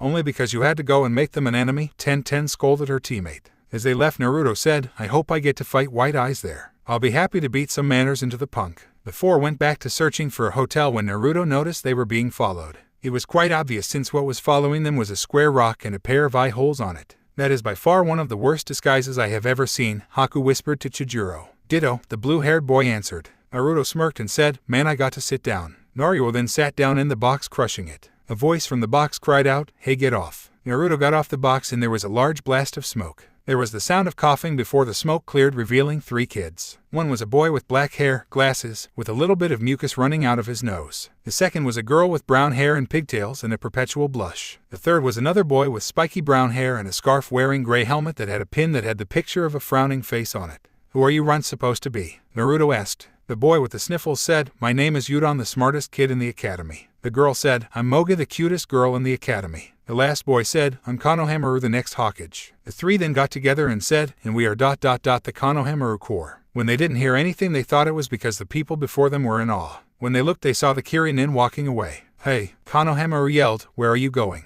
Zabuza answered, "Where it is less noisy." Konohamaru glared at the man. The swordsman stopped and asked, "Did you just glare at me?" Konohamaru started to sweat. A death glare was turned his way. The boy gulped loudly before he and his friends started running for their lives. "Watch where you're going, you little brat." The Kirin followed the kid since, even though he was annoying, he didn't deserve to be beaten up. They turned the corner the kid did and found that he was being bullied by a duo of Sunanin. Naruto recognized them as 2 of the 3 ninja he fought in the desert when he was going to get the force crystals. "Let me go, you cross-dressing freak." Konohamaru yelled, "I'm Konohamaru Sarutobi." Kankuro chuckled and said, "Like I care." Naruto made himself known and said, "You know, you shouldn't be messing with kids younger than you." The makeup-wearing boy glared at the hooded boy, whom he didn't recognize at the moment. "And why is that?" Kankuro asked arrogantly. "Because if remember correctly, Sarutobi is the name of the current Hawkage. I guess they got rid of the normal ANBU guard." At that moment, a bunch of ANBU made their presence known around them. "While they brought them back," Naruto said as the ANBU appeared. The two Sunanin started to sweat as they knew they were in some deep crud. Besides, I don't think the redhead in the tree next to the emo with the duck-butt hairdo is very happy with you, Naruto pointed out. The pair turned to see the third member of their team, Gaara. Next to him was Sasuke in the tree. The pair jumped down from the branch. Out of nowhere came the pink-haired girl that was on Sasuke's team. Kankuro, Gaara said. Baki-sensei said we weren't supposed to make a scene. Kankuro gulped and said, sorry Gaara. Gaara simply huffed and said, come on, we're going to be late for our meeting. As they were about to leave, Gaara asked, before we go, might I ask who you are? Sasuke grinned and said, Sasuke. Gaara glared at the onyx-eyed boy and said, not you ... him. Naruto coursed his arm and said, Naruto Uzumaki, fuck you at your service. I already know your names from out last encounters. Sasuke glared at Naruto, now recognizing him. Kankuro and Temari looked nervous since this guy effortlessly beat them into the ground the last time they saw him. I look forward to fight you in the exams, fuck you, Gaara said with eyes that told them of an upcoming challenge. Gaara wasn't insane now. While he didn't fight to kill, he did enjoy a good challenge, and Naruto was going to be the one to give it to him. Naruto nodded. With that, the sand team left. The group from Mist stated to leave only to be stopped by Sasuke. What are you doing here? Sasuke growled. Naruto turned to him and asked, does nobody know about the Chunin exams or something? Sasuke understood immediately after that question. I thought that Kiri was still in a civil war, Sakura said. It ended recently, Sabusa said, making himself known. Sasuke recognized him and was about to say something arrogant and stupid when a quick glare from Naruto shut him up. With no more words exchanged between the two teams, they parted ways. Sasuke sent a subtle glare at the back of the whiskered blonde's head, which Naruto simply ignored. These exams are going to be fun, Naruto thought. The next day, Naruto and his teammates made their way to the tower where the exams were being held. Naruto and his teammates walked up the stairs to the third floor where the exam room was. As they got on the second floor, the three immediately sensed a genjutsu. A bunch of other genin were huddled around a door wanting to get in. Just keep walking, Naruto whispered. The last thing any of us need to do is to draw attention to ourselves. At that moment, Sasuke stepped up and said, drop the genjutsu. We won't fall for these stupid tricks. Naruto's sweat dropped and whispered, just like that. The boys' teammates' sweat dropped at how dumb and arrogant this guy really was. He had just given them a lot more competition just for the sake of to show off how superior he was. A few minutes later, the genin were all in the exam room waiting for things to come to a head. Naruto looked around and saw another Konoha team. There was a girl with indigo hair and white eyes wearing a thick lavender coat. Another was a boy with a high collar and sunglasses, while there was a pale boy with a tanto on his waist along with a sketch pad and some ink. Naruto also felt some ill intentions from the other side of the room. Naruto turned to see two teams from Kumo. One team consisted of 3 boys while the other one consisted of 2 girls and a boy. Naruto reached out to the with the force. I can't believe I have to seduce that Hyuga boy, the redhead Kumo girl thought. Not only does he look like a jerk, he probably is completely arrogant. Naruto switched to the blonde, who thought, why is the Raikage so adamant on having the Byakugan? There are other more powerful bloodlines out there. Still, he is my cage and I must serve him. Naruto disconnected the force from her and thought, wow, she is loyal. Naruto reached out to male, who thought, I wonder how I can get Karui-sen angry this time. Naruto rolled his eyes at that. Naruto then felt the negative emotions of the all-male Kumo team and realized that they were after the Hyuga girl. If they were planning on doing what he thought they were doing, heads were going to roll. The question is, would he, Naruto Uzumaki Fukyuu, protector of the innocent and hero of Nami and Kiri, do something about it? You bet your life he would. I want information on Naruto Uzumaki Fukyuu, came an annoying voice. Naruto was ripped from his thoughts as he turned to see Sasuke talking to some silver-haired genin with glasses. Naruto Uzumaki Fukyuu, the silver-haired boy said, pulling out a card. Just as he was about to read it, Naruto ripped the card from the boy's hands. Hey, Naruto looked at the card and said, I wouldn't if I were you, my friend. If you want to learn about me ... wait until I show you my skills. Naruto ripped the card in half. Kabuto glared at the man from behind his glasses. I had plenty of information for my master on those cards. Kabuto mentally ranted. Naruto heard his thoughts and was wondering what he meant by that when there was a huge burst of smoke from the corner. Listen up, you maggots, a commanding voice yelled. Everyone spun on their heels to see a tall, well-built man dressed in a black trench coat with a bandana on his head. My name is Ibiki Morino. I'll be the proctor for the exam, so shut up and find your seats. With that, everyone filed in. The Chunin exams had finally begun. Naruto had to resist the urge to yawn as he sat in the classroom. The first part of the Chunin exams so far had been a complete and total bore. So far, they had to take a written test with questions that were far beyond normal genin ability to answer, meaning that the people taking the test had to cheat. He had noticed a few of the genin around him had already caught on to this and were already cheating using their own skills. He himself found someone who knew all the answers and used the force to listen to the man. He then relayed the answers to Chojuro and Haku. In the meantime, those who were caught cheating were being sent out of the room with their team. After about an hour, Ibiki, the man in charge, stood up and said, Okay, maggots. Now we are down to the final question. For those of you who don't think you can stand the pressure can leave now. Those of you who try to take it and get it wrong are forbidden from taking the exam next year. Take your pick now. A few of the genin around them looked nervous and decided it wasn't worth it and they could always try again next year. Alright, Ibiki said, now I would like to say to those of you remaining ... you pass. Everyone stared in shock. The Kiri team didn't look that surprised however. What do you mean we passed? Sakura, whom Naruto recognized by voice, asked clearly in shock. Simple, Ibiki said, you pass. This test was mostly to examine how well you did at gathering information and not getting caught. In other words, a test at reconnaissance. It was also to see how well you hold up under extreme pressure. Ibiki took the bandana off his head, revealing multiple scars and stab wounds. Everyone around him looked shocked or disgusted. Some of the weaker genin even turned slightly green. Holding your own in torture is a show of your own strength, Ibiki said. I managed to endure many hours of it before my rescue team finally showed up. Now then, when the next proctor gets here. The man was cut off when a large object crashed through the window. It unfolded, revealing a banner that read, introducing the Hidden Leaf's sexiest and most sadistic kunoichi ever, Anko Mitarashi. In front of the banner stood a woman who wore a mesh shirt under a brown trench coat with a miniskirt and shin guards above her sandals. A few of the guys were drooling at the sight of her while the girls looked upset at how the woman was dressed. Naruto actually clapped and said, great entrance. Though I would have done it differently. Anko raised an eyebrow at the genin and said, oh really? How so? Naruto thought for a second and said, first I would have sent in the banner. Then I would have used a flash bomb and a few lights to get everyone's attention. While their attention was on the banner, I would have snuck up behind someone and freaked them out, gaining everyone's attention and testing how they react to unexpected elements. Anko tapped her chin and thought for a second before saying, good idea. I'm going to have to give that a shot next year. Ibiki's sweat dropped before saying, Anko ... you're early again. Anko shrugged and said, hey, at least I'm not 2 hours late to everything like some silver-haired jerk I know. On the other side of Konoha, Kakashi sneezed. As Anko looked around the room, she noticed something. Ibiki, you're starting to lose your touch, Anko said. There are so many of them left. Ibiki groaned and said, just get on with this so I can go home. Anko sighed and said, okay you little runts, let's move on to the second exam. Oh, and for those of you worried about a lot of competition ... don't worry. This whole group should be cut in half by the time I'm done with you. A few people looked unsettled at that comment. Since they didn't want to be left behind, however, they all got up and followed the woman. After a few minutes of walking, they arrived at what looked like a training ground that looked like a huge jungle. The whole place was surrounded by fence with barbed wire and signs that told you not to enter. People were even more freaked out when a large centipede that was big enough to hold a human's head in its mandibles. Welcome to Training Ground 44, you maggots, Anko said with a smirk plastered on her face, or as we like to call it, the Forest of Death. Naruto cracked his knuckles and said, sounds like some cheap horror movie title. Anko scowled slightly before she vanished from sight. She then reappeared behind Naruto with kunai in her hand. She was about to cut his cheek and drink some of his blood when she felt a kunai being pressed against her abdomen. She felt a pair of kunai, one from Haku and one of Chojuro, being pressed against the back of her neck. I wouldn't do that in front of my teammate Snake-chan, Naruto said with a smirk. Now I suggest you let me go before someone gets hurt.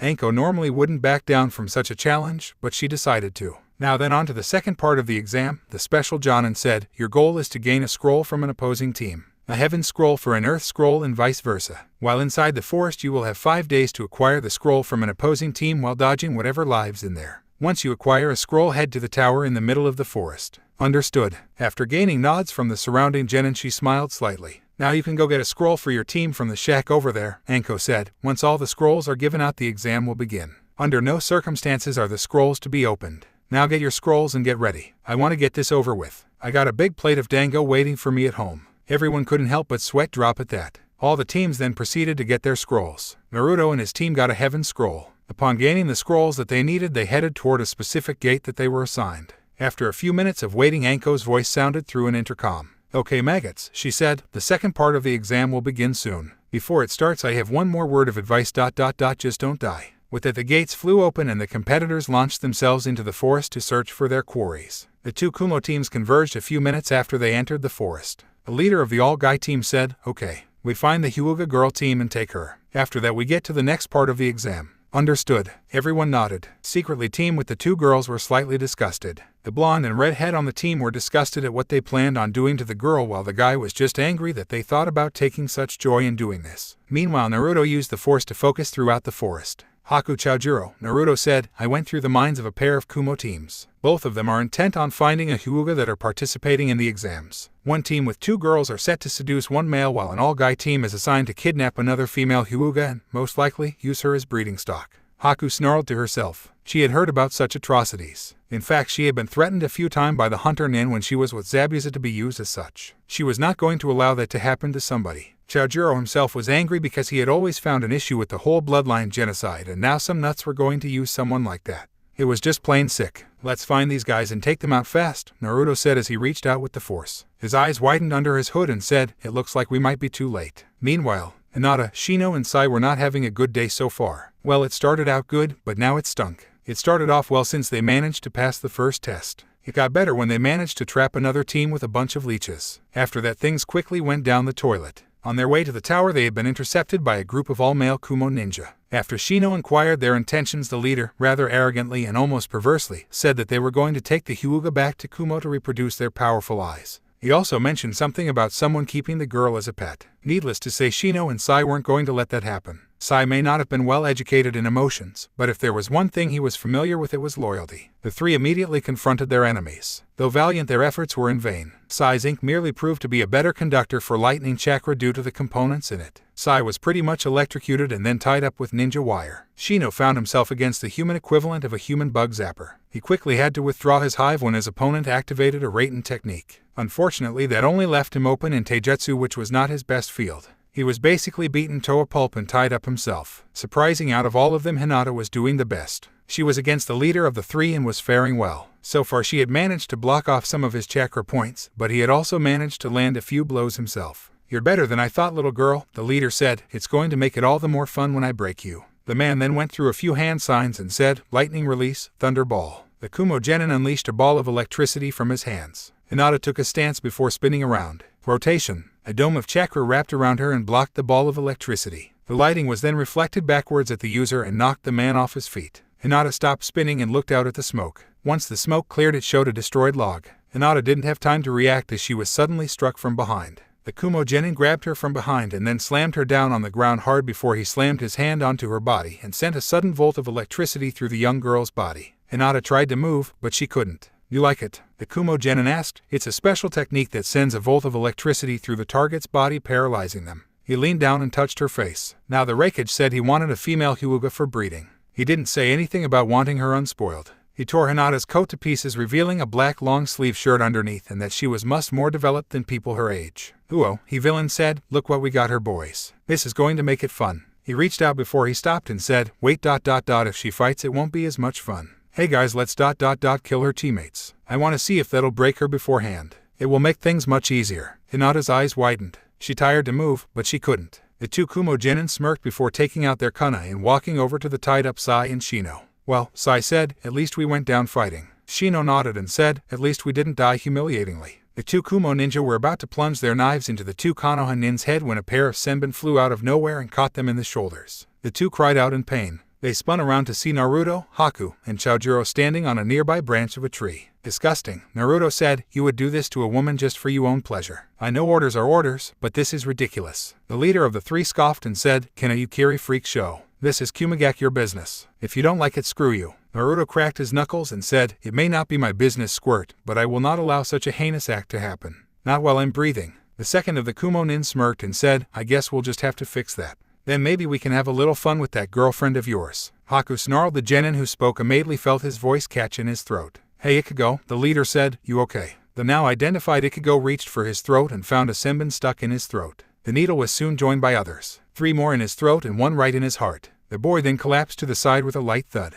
Ichigo, the second unaisled, oh you've done it now. The man was about to rush forward when Chojuro jumped down. The blue-haired boy slammed his fist into his stomach, making him double over. At that moment the man ripped his sword off his back before slamming it into his chest, cracking the ribs and actually crushing the heart. Both Chojuro and Haku looked sickened. They managed to swallow the bile rising in their throats and fought down the urge to vomit. The leader of the three now stood against the annoyed-looking Naruto. I don't care who you think you are, the genin roared, I'll tear you apart. Lightning release, thunder ball volley. The genin unleashed a flurry of lighting balls. To Hayes and everyone who didn't know of Naruto's powers, shocked, the balls were deflected as he walked forward. The Kumo genin fell to one knee as the jutsu had used up quite a bit of his chakra. Naruto now stood less than 1 foot away from the genin. In utter desperation, the man unsealed a spear he had in a scroll and shot it forward. To his joy, the spear pierced his chest and exited his back. Sai, Shino, and Hinata looked shocked at how easily the ma had been dispatched, and a look of shock spread on their faces. Haku and Chojuro just stood where they were. They both knew Naruto wouldn't die so easily. They decided to let the good part come. The Kumo genin was laughing hysterically before he said, I should have known you were all show. Now that you're out of the way. The man was cut off by a dark chuckling. He looked up in horror to see Naruto with his head hung chuckling. The chuckle then turned into full-blown laughter. The smell of urine and defecation made everyone gag. Naruto then stepped forward, sending the spear deeper and deeper into his chest until he was standing right in front of him. The hooded blonde then reached out and grabbed the boy's throat before there was a loud crack. The genin then fell to the ground dead. Naruto pulled the spear out of his chest and let it fall to the ground. To the Kano, and in what looked like black and red chakra vines covered the wound and healed it. What a bloodline, Sai thought. Danzo-sama will be very interested to hear about this. Shino thought, interesting healing abilities. I'll have to watch out for him in the future. Hinata's mind was blown pretty much. Naruto examined the body of the genin he killed and found an earth scroll. What scroll do you need? Naruto asked the still-bound Kano Hanin. We have both scrolls needed, Sai said. Good, Naruto said, we're going with you to the tower. Hinata finally started to get feeling back and rose up before asking, why? Xiaojiro answered, what better way to improve relations between villages than to help out another team? Besides, there is another Kumo team out there and I prefer not to run into that one. They weren't as arrogant and won't be as easy to defeat. Hinata looked nervous and nodded in understanding. With it, the team went toward the tower. All the while, teammate looked at the three in surprise, as they had never expected a foreign team to try and help them before. Oh well, they were almost killed and used by a bunch of crazies, so they weren't complaining about the help.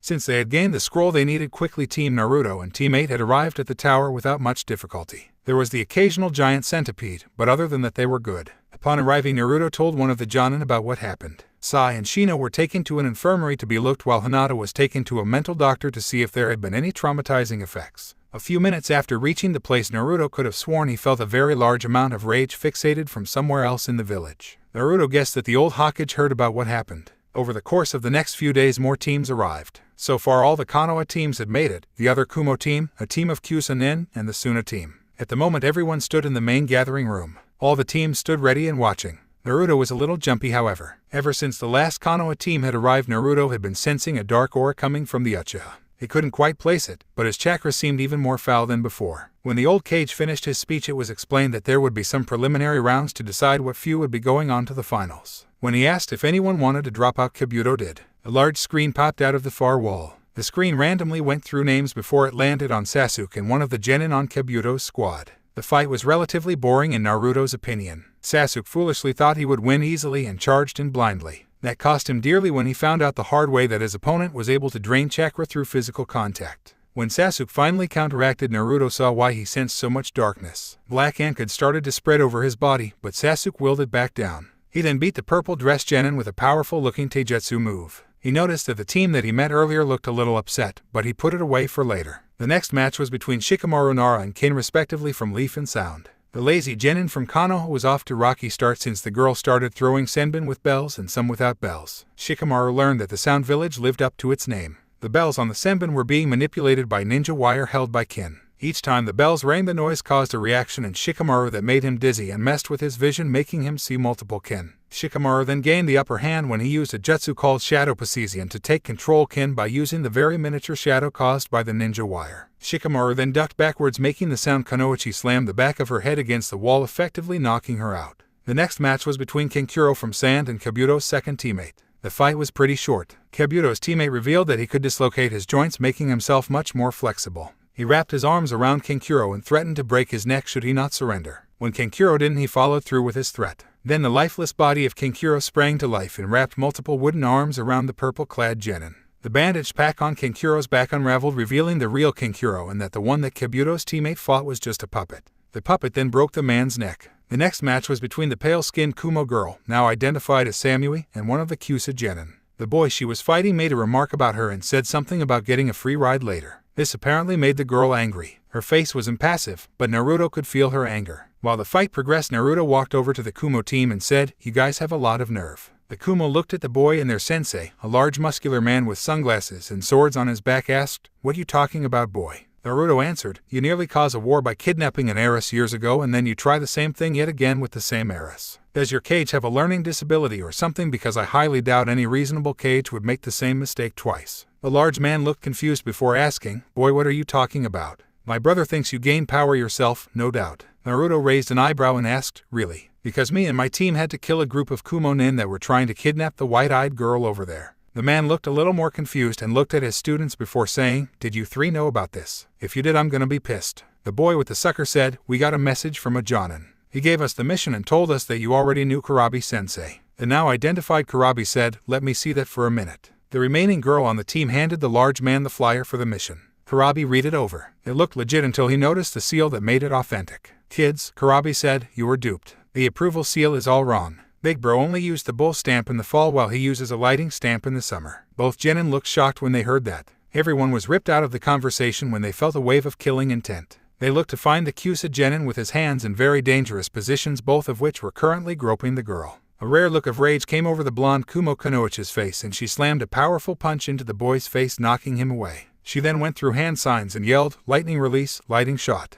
A large bolt of lighting shot out and struck the Genin, burning a hole in his chest. Tiba on Team 7 nearly wretched when the smell of blood and burning flesh reached his nose. Samui was claimed the winner and she returned to the banister. Naruto left the team to their own devices. Naruto could feel her shock when they found out that they had been tricked when he went to watch the next match. The next match was Amoy, the boy on the Kumo team with the sucker, fighting Kiba. The dog user and his partner tried to flank the boy, but that didn't work out as Amoy simply punched the dog user and his partner away before brandishing the tanto he had on his back. Akamura was down for the count soon after with a large gash on his back. It wasn't back enough to kill or cripple the dog, but it was enough to hurt him. Kiba tried to avenge his fallen partner, but was then the victim of a Raiten jutsu that messed up his nervous system, making it hard for him to move. He was then the victim of a brutal beatdown. The next match was between the Reed head on the Kumo team, identified at Karui, against the second Kyusa Genin. This one wasn't as arrogant as the first one, nor was he as perverted. The fight was actually pretty decent in Naruto's eyes. The fight started with a mix of Kenjutsu and Taijutsu. Sparks fuel with each clash of steel, and the impacts could be heard with each kick and punch that made contact.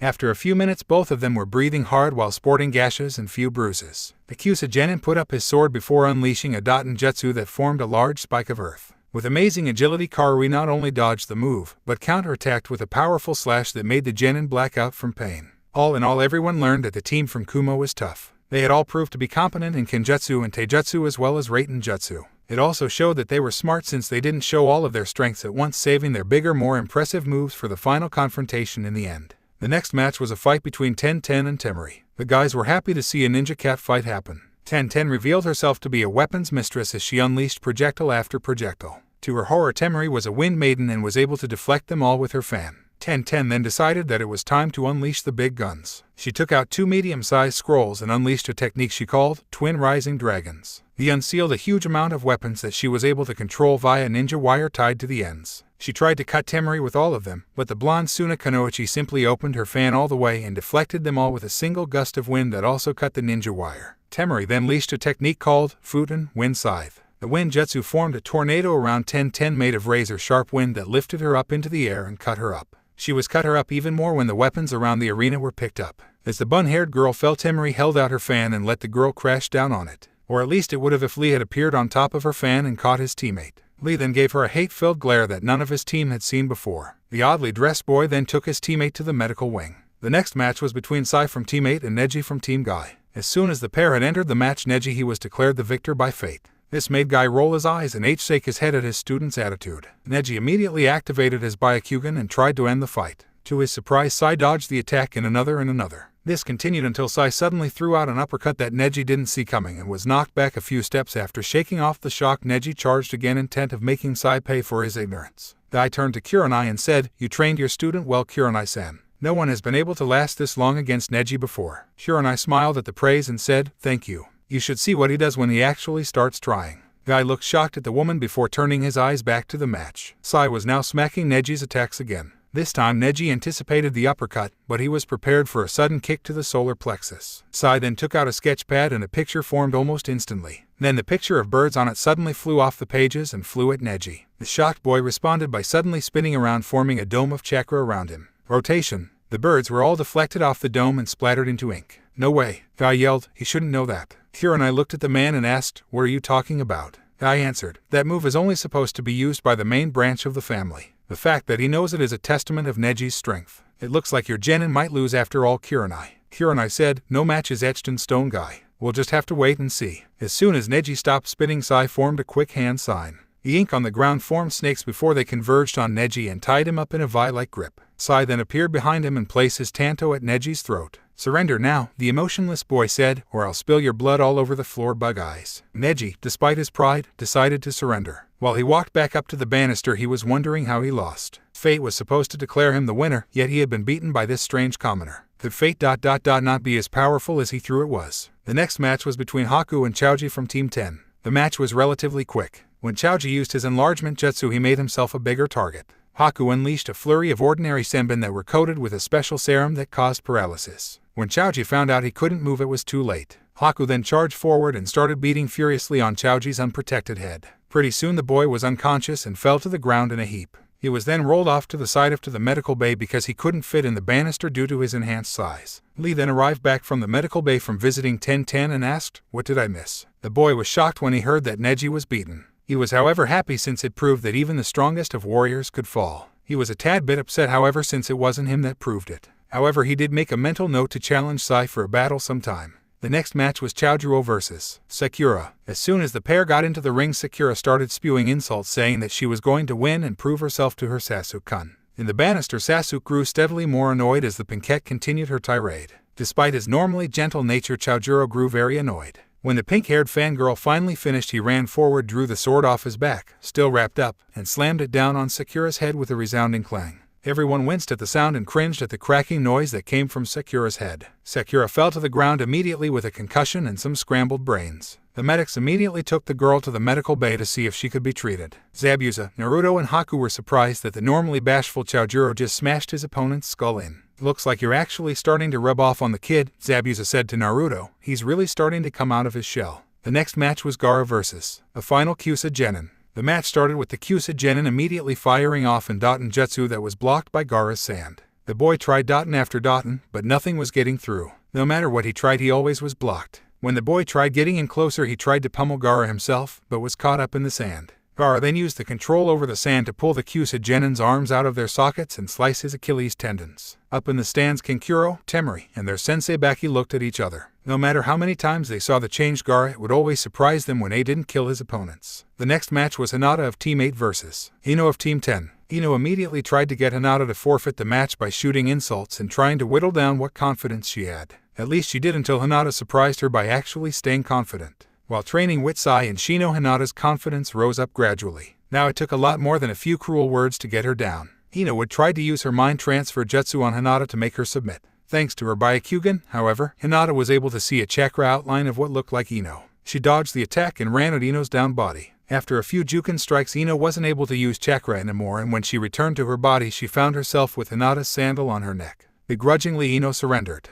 As she made her way up, she sent a quick glance at Gaara and actually gained a slight blush. The next match was Shin from Konoha vs. Zaku from Sound. Zaku showed up with his arms in a pair of slings. Naruto didn't know why, but he felt residual dark energy off the boy that felt like the darkness Sasuke had earlier. Zaku revealed that he was able to use one arm. He then revealed that he had a cannon in his hand that could be used to fire large blasts of air. He got close to Shino and fired a blast that seemingly beat the Aburium air. It was proved wrong when the Shino he destroyed dissolved into a pile of bugs. The real Shino stood a little bit away. It was then that bugs started swarming around his hands. Zaku then noticed there was a huge swarm of insects behind him that was capable of sucking the chakra out of someone. The Sound Ninja then revealed that he could use his other arm and aimed at both Shino and the swarm. And the Sound Genin tried to fire. However, he found that his cannons were plugged up by the insects and his arms promptly exploded. Zaku was carried off. He would most likely be dead in a few hours. The proctor for the finals, Hayate, noticed that there were only 3 contestants left and said, "Would the remaining contestants Rock Lee, Dasu, and Naruto Fuckyu come down to the ring?" The 3 came down and looked at the proctor. The sick-looking Jonin said, "Due to the odd number of remaining contestants, the next match will be a 3-way match between the 3 of you. Are there any objections to this decision?" No one objected. "Good," Hayate said. "Now the final preliminary match between Naruto Fuckyu, Dasu, and Rock Lee will begin." Lee immediately started off the fight by launching himself at Naruto. Akira then dodged the attack to the left and to the right. Finally, he caught Lee's leg and then threw him over his shoulder. Just as Lee was righting himself, Dasu charged at Naruto with the strange device on his arm exposed. Naruto blocked the arm and immediately felt a dizzying effect. Naruto stumbled back and said, "So you use sound just like your teammates?" Dasu nodded and said, "Yes. This device amplifies impact vibrations, turning it into a sound wave that can be manipulated by my chakra and affects whomever I'm fighting." Naruto smirked and said, "You know, you really shouldn't reveal the mechanics of a weapon to your enemy." Naruto then charged at Dasu. Dasu rose his arm to block, but was shocked when Naruto jumped over him. As soon as Naruto landed, he threw out a punch to Dasu's back, making a loud cracking noise before he grabbed Dasu by the back of the neck and slammed his face down on the concrete, effectively knocking the Sound Genin out. Leaf Hurricane. Naruto brought up both arms and hardened them with biomass to withstand the sudden kick from Lee. Naruto pushed against the attack before throwing the green-clad Genin away. Lee caught himself just in time to avoid another punch thrown by Naruto. Guy turned to Zabuza and said, "You trained your student well." Zabuza replied, "You trained yours pretty good yourself. I have to say I'm impressed. I didn't think anyone could learn taijutsu to such a high extent." Guy nodded and said, "Lee is intent on becoming a taijutsu master like myself." Zabuza grinned under his mask and said, "Let's see if he has the will and the guts to follow through with that dream." Back in the fight, Naruto and Lee were matching each other blow for blow. The pair were now in a grappling contest. "You have proved to have great flames of youth," Lee said, "but I'm afraid that I cannot lose here." Naruto grunted and said, "The feeling is mutual." The two then broke away from one another. As they did, Guy yelled, "Lee, it's time to show this Kiri ninja the full power of the springtime of youth." Naruto didn't like the sound of that. He ran at Lee intent on knocking him out, but Lee dodged and jumped up on the statue in the middle of the room. He then pulled up his leg warmers, revealing weights underneath. When he dropped them, they formed huge craters in the ground. "Oh crud," Naruto thought. Lee vanished in a blur of speed and smashed Naruto in the face with a powerful kick. Lee then smashed Naruto again as he recovered from the first attack. A few impacts later, Naruto had fallen to one knee and was grasping his arm. Lee then appeared in front of Naruto and unleashed a wild haymaker. Naruto was sent flying and smashed into the wall, picking up a lot of debris and forming a large dust cloud. Hay looked at the hole and said, "Winner by knockout, Rockla." Hay was cut off by the sound of cracking stone. Everyone looked in shock to see the stone moving. The wall was then blown away, revealing some creature on the other side. Haku, Chojuro, and Zabuza recognized it as Naruto's armored form. This was different, however. The armor looked like it normally did, but the armor was sleeker and less rigid. The arms had what looked like large calluses on the knuckles and well as clawed nails similar to his claw form, only there were 5 of them and they were the size of a normal hand. Spike jutted out of his back and his legs looked more like black armored boots with spikes on the tops of the feet. The face was completely blank, no mouth, no eyes, no nothing. The chest looked like it mimicked a body resembling the pectorals and a six-pack. It was clear that Naruto was just as surprised at the change as well. He glanced at his new body in surprise. He felt protected like his normal armor form did, but this felt lighter. "Incredible," Guy yelled. "The flames of youth are so strong in him they allow him to transform." Everyone looked at him strangely. Naruto looked at Lee before he held up his hands in a boxing-style manner and bounced around on the balls of his feet. Lee charged and slammed his fist into Naruto's armored chest. Since Lee didn't know that Naruto's new body was armored, he found himself clutching his arm as pain rocketed through the limb. Naruto then unleashed a vicious combo of punches that knocked out a few of Lee's teeth before knocking him straight out with a haymaker. Black and red tendrils covered Naruto's body and he reverted back to normal. Hay finally came out of his shock stupor and said, "Winner by knockout, Naruto fuck you." As Lee was taken to the medical bay, the winners went down to the arena and got placements for the final match. Match 1, Naruto vs. Amoy. Match 2, Karui vs. Haku. Match 3, Samui vs. Hinata. Match 4, Shino vs. Sai. Match 5, Gaara vs. Sasuke. Match 6, Shikamaru vs. Temari. Match 7, Kankuro vs. Chojuro. The Hokage said, "You all have your opponents. You have 1 month to prepare. Now go." As everyone left, Haku questioned Naruto. "What was that earlier, Naruto?" She asked. "I don't know," Naruto said. "I guess my body adapted to the situation. Since Lee was pounding me like that, I adapted to face an opponent that fast. I'll have to practice with it later." Meanwhile, a pair of yellow eyes watched them. It had been 3 days since the preliminaries. Since then, Naruto had been going through his various forms and received a shock. All of his different forms had evolved. Instead of the normal sickening black flesh, the muscles were all distorted and made of black and red, almost vein-like parts. His claws now had large hook-like parts coming off the arms, and his whip fist form, instead of just being long and almost like a cable, had the same hooks all around them. His hammer fists were much larger and almost looked like they were made of bone. All in all, they seemed larger, stronger, and much more deadly than they did before. While training, Naruto also realized another power he had. While he was practicing his dodging skills, one water bullet from Zabuza he found he couldn't get away from. When Naruto made a futile blocking motion, the biomass in his arms formed large, jagged, spiked shields that were actually able to deflect the attack, which then proceeded to nearly take off Zabuza's head. While Zabuza was happy Naruto had gained a new defensive power, Naruto then had to perform 150 push-ups. While Naruto slept that night, the Force gave him another vision in the form of a nightmare. He saw him and his 2 teammates approaching the Forest of Death at some time near dawn. The image changed to a temple. The vision showed 3 scrolls placed on a pedestal before everything went black. Naruto gasped as he shot out of bed. "Naruto," the sleepy voice of Haku said, "What is it?" Naruto took a calming breath and said, "I had another vision. Wake up, Chojuro, we have some business to attend to." After waking Chojuro up via ice needles in the group set off to where Naruto had seen. They actually had an easy time sneaking past the 2 guards, seeing as they were pretty much asleep when they got there. As soon as Naruto and his team got into the forest, Naruto used the Force to find out where they were supposed to go.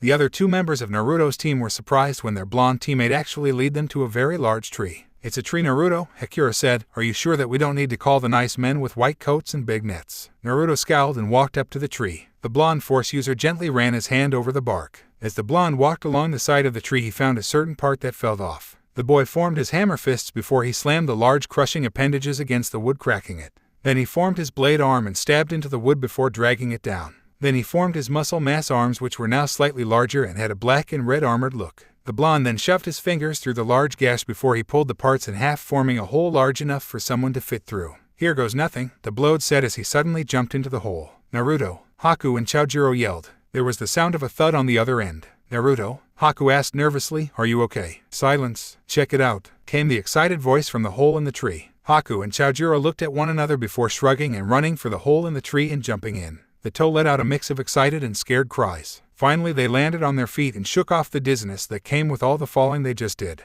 When they finally shook off the dizziness, the sight before them almost defied explanation. There was a large pyramid, temple fusion with large steps in the front. There were multiple grounds around the place that most likely used as training grounds or a courtyard, all of which was able to be seen due to multiple luminescent crystals that shined in the cave walls. "Naruto," Haku said, "what is this?" The young fuckyu answered, "I have no idea, but I think we'll find what we're looking for inside of the temple." The blonde Kiri ninja made their way into the temple. Despite being ninja, the multiple stairs they had to climb was exhausting. When they got to the top of the temple, they found what resembled 3 scrolls. One was black, one was blue, and the other was white. Naruto grabbed the black one while Chojuro took the blue one and Haku took the white one. Suddenly there was a loud rumbling. A large slab rose up and blocked the entrance. Suddenly the ground rumbled and broke away, causing the 3 genin to fall into a darkness below. A few minutes later, Naruto groaned as he rose up from the ground. He rubbed his sore arm before he grabbed the shoulder and shoved it upwards and made a loud cracking noise, meaning he just shoved his arm back into the socket.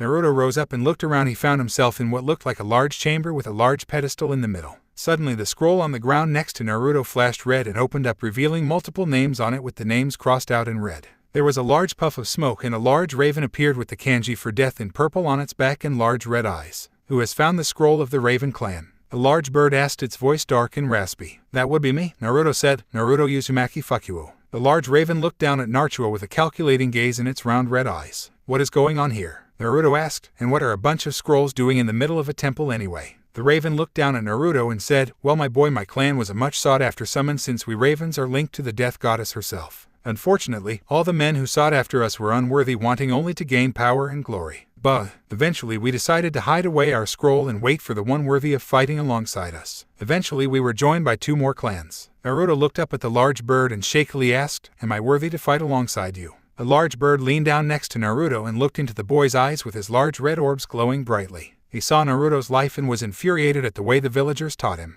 He saw all the people had fought and all the things he had been through. Though when he saw Naruto using his bloodlines or demon jutsu, he was slightly disappointed. "You are powerful, child," Kuro said, "but you don't have any real strength." Naruto looked upset at that remark and yelled, "What is that supposed to mean? I've beaten plenty of enemies." The bird turned a heated glare at the young boy, which made Naruto break out into a sweat. The large bird got down close to Naruto and growled, "Yes, but you used your bloodlines to defeat those opponents. You also used jutsu that were taught to you by a demon. You have not used the strength your family has, only the ones given to you." Naruto was pale when heard that. He was about to respond when he realized he was right. The only reason he won any of those fights in the past was because he had always relied on the jutsu and power he was given. Hell, he hadn't even tried to learn the Uzumaki or Namikaze jutsu yet because he had been relying too much on his bloodlines. Naruto then fell to one knee in a bower gesture and said, "Forgive me for being so rash, Kurodono. I guess I never realized how much I relied on my bloodlines. I ask of you, teach me how to find my true strength." The large raven was in shock. 1 minute ago the boy had been a pompous runt. The next he was humble and asking for forgiveness. "How long do you have until this tournament?" The large bird asked out of the blue.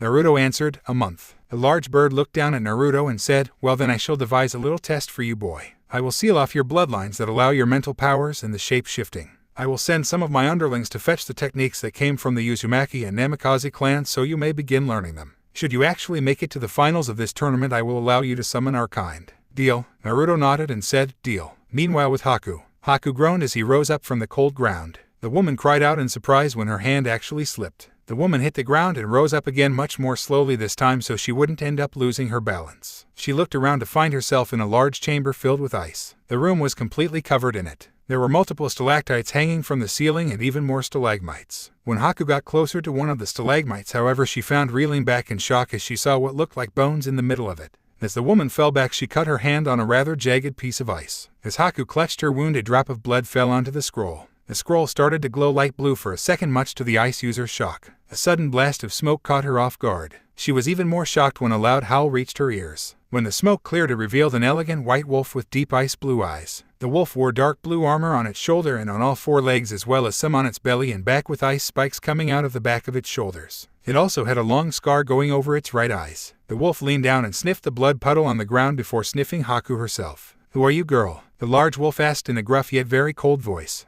Haku answered, "Haku Mamachi." The wolf said, "Before that." Haku gulped and said, "Haku Kori." The wolf let out a low chuckle and said, "So the clan still lives. I thought it was wiped out during the bloodline genocide." Haku blinked a few times before saying, "I'm confused. What are you talking about?" The wolf looked down at the woman and asked, "You do not know of your heritage? Well then, let me educate you. Long before the bloodline genocide, the Kori clan was one of the lesser-known clans in Kirigakure. My clan, the Arctic Wolves, were the summons of the clan. Despite not being well known, the Kori were strong with their ice powers. Their only rival was a clan of fire manipulators, surprisingly from Earth Country. They would fight ruthless battles, matching each other blow for blow. One day the head of the Kori clan handed us our scroll, saying that it was far too dangerous should the scroll be stolen. Years later we heard of the genocide and we hid the scroll, hoping we would find either a living Kori or a worthy warrior to summon us." Haku was in awe of the story. After a few minutes she asked, "And you are?" The wolf answered, "I am Berizadu, the head of the Arctic Wolf clan. So will you accept us as your summons, Haku Kori Mamachi?" Haku thought for a second.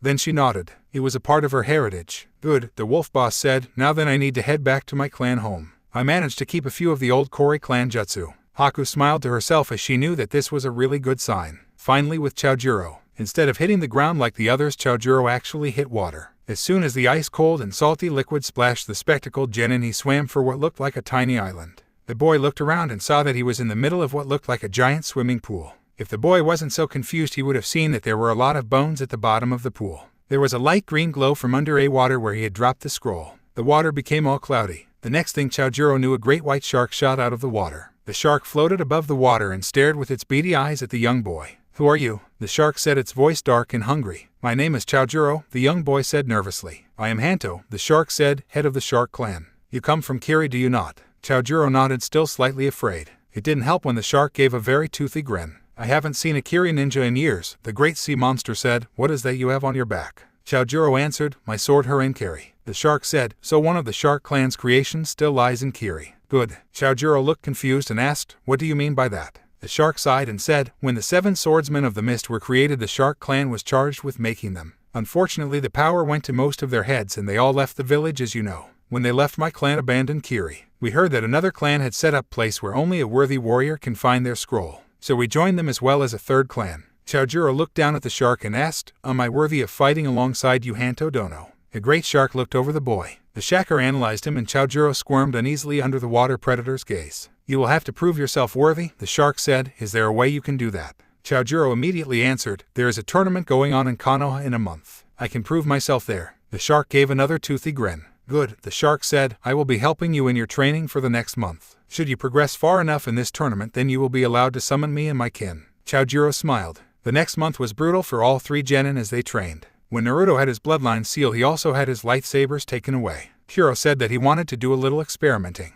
When Naruto trained, he had gained practice with his affinities. To the boy's surprise, his affinities were fire, wind, water, and lightning. Most of these were probably due to his former tenant and his bloodlines. Naruto trained for hours on end to gain his affinities. When Naruto went through the Uzumaki clan scrolls, he was shocked that he could form objects with his chakra, most likely chains like his mother, due to his abnormally dense chakra. When Naruto got details of the racing, and he immediately started working on it. He decided he would try finishing his father's work after he mastered the regular one. Chojuro was training with the Shark clan. He found he had a water affinity and a secondary affinity for lightning. As Chojuro knew from his last Psycho of a Cage that this was a deadly combination. The boy learned how to use chakra to increase his senses and a few hunting lessons. Haku learned many things from Berizadu about her clan, as well as the multiple techniques they had. She even found an exercise that allowed her to focus her ice chakra and gave her more control. When Zabuza couldn't find his students when he woke up, he initially freaked out, but was calmed down by a letter stating that they were safe and that he shouldn't worry. Though wary, he heeded the letter's words and relaxed. Besides, if they did fail after this training, then he could promptly kick their butts and run them into the ground with drills. The end of the month. The Chunin exam finals. The Konoha arena was completely bustling with movement.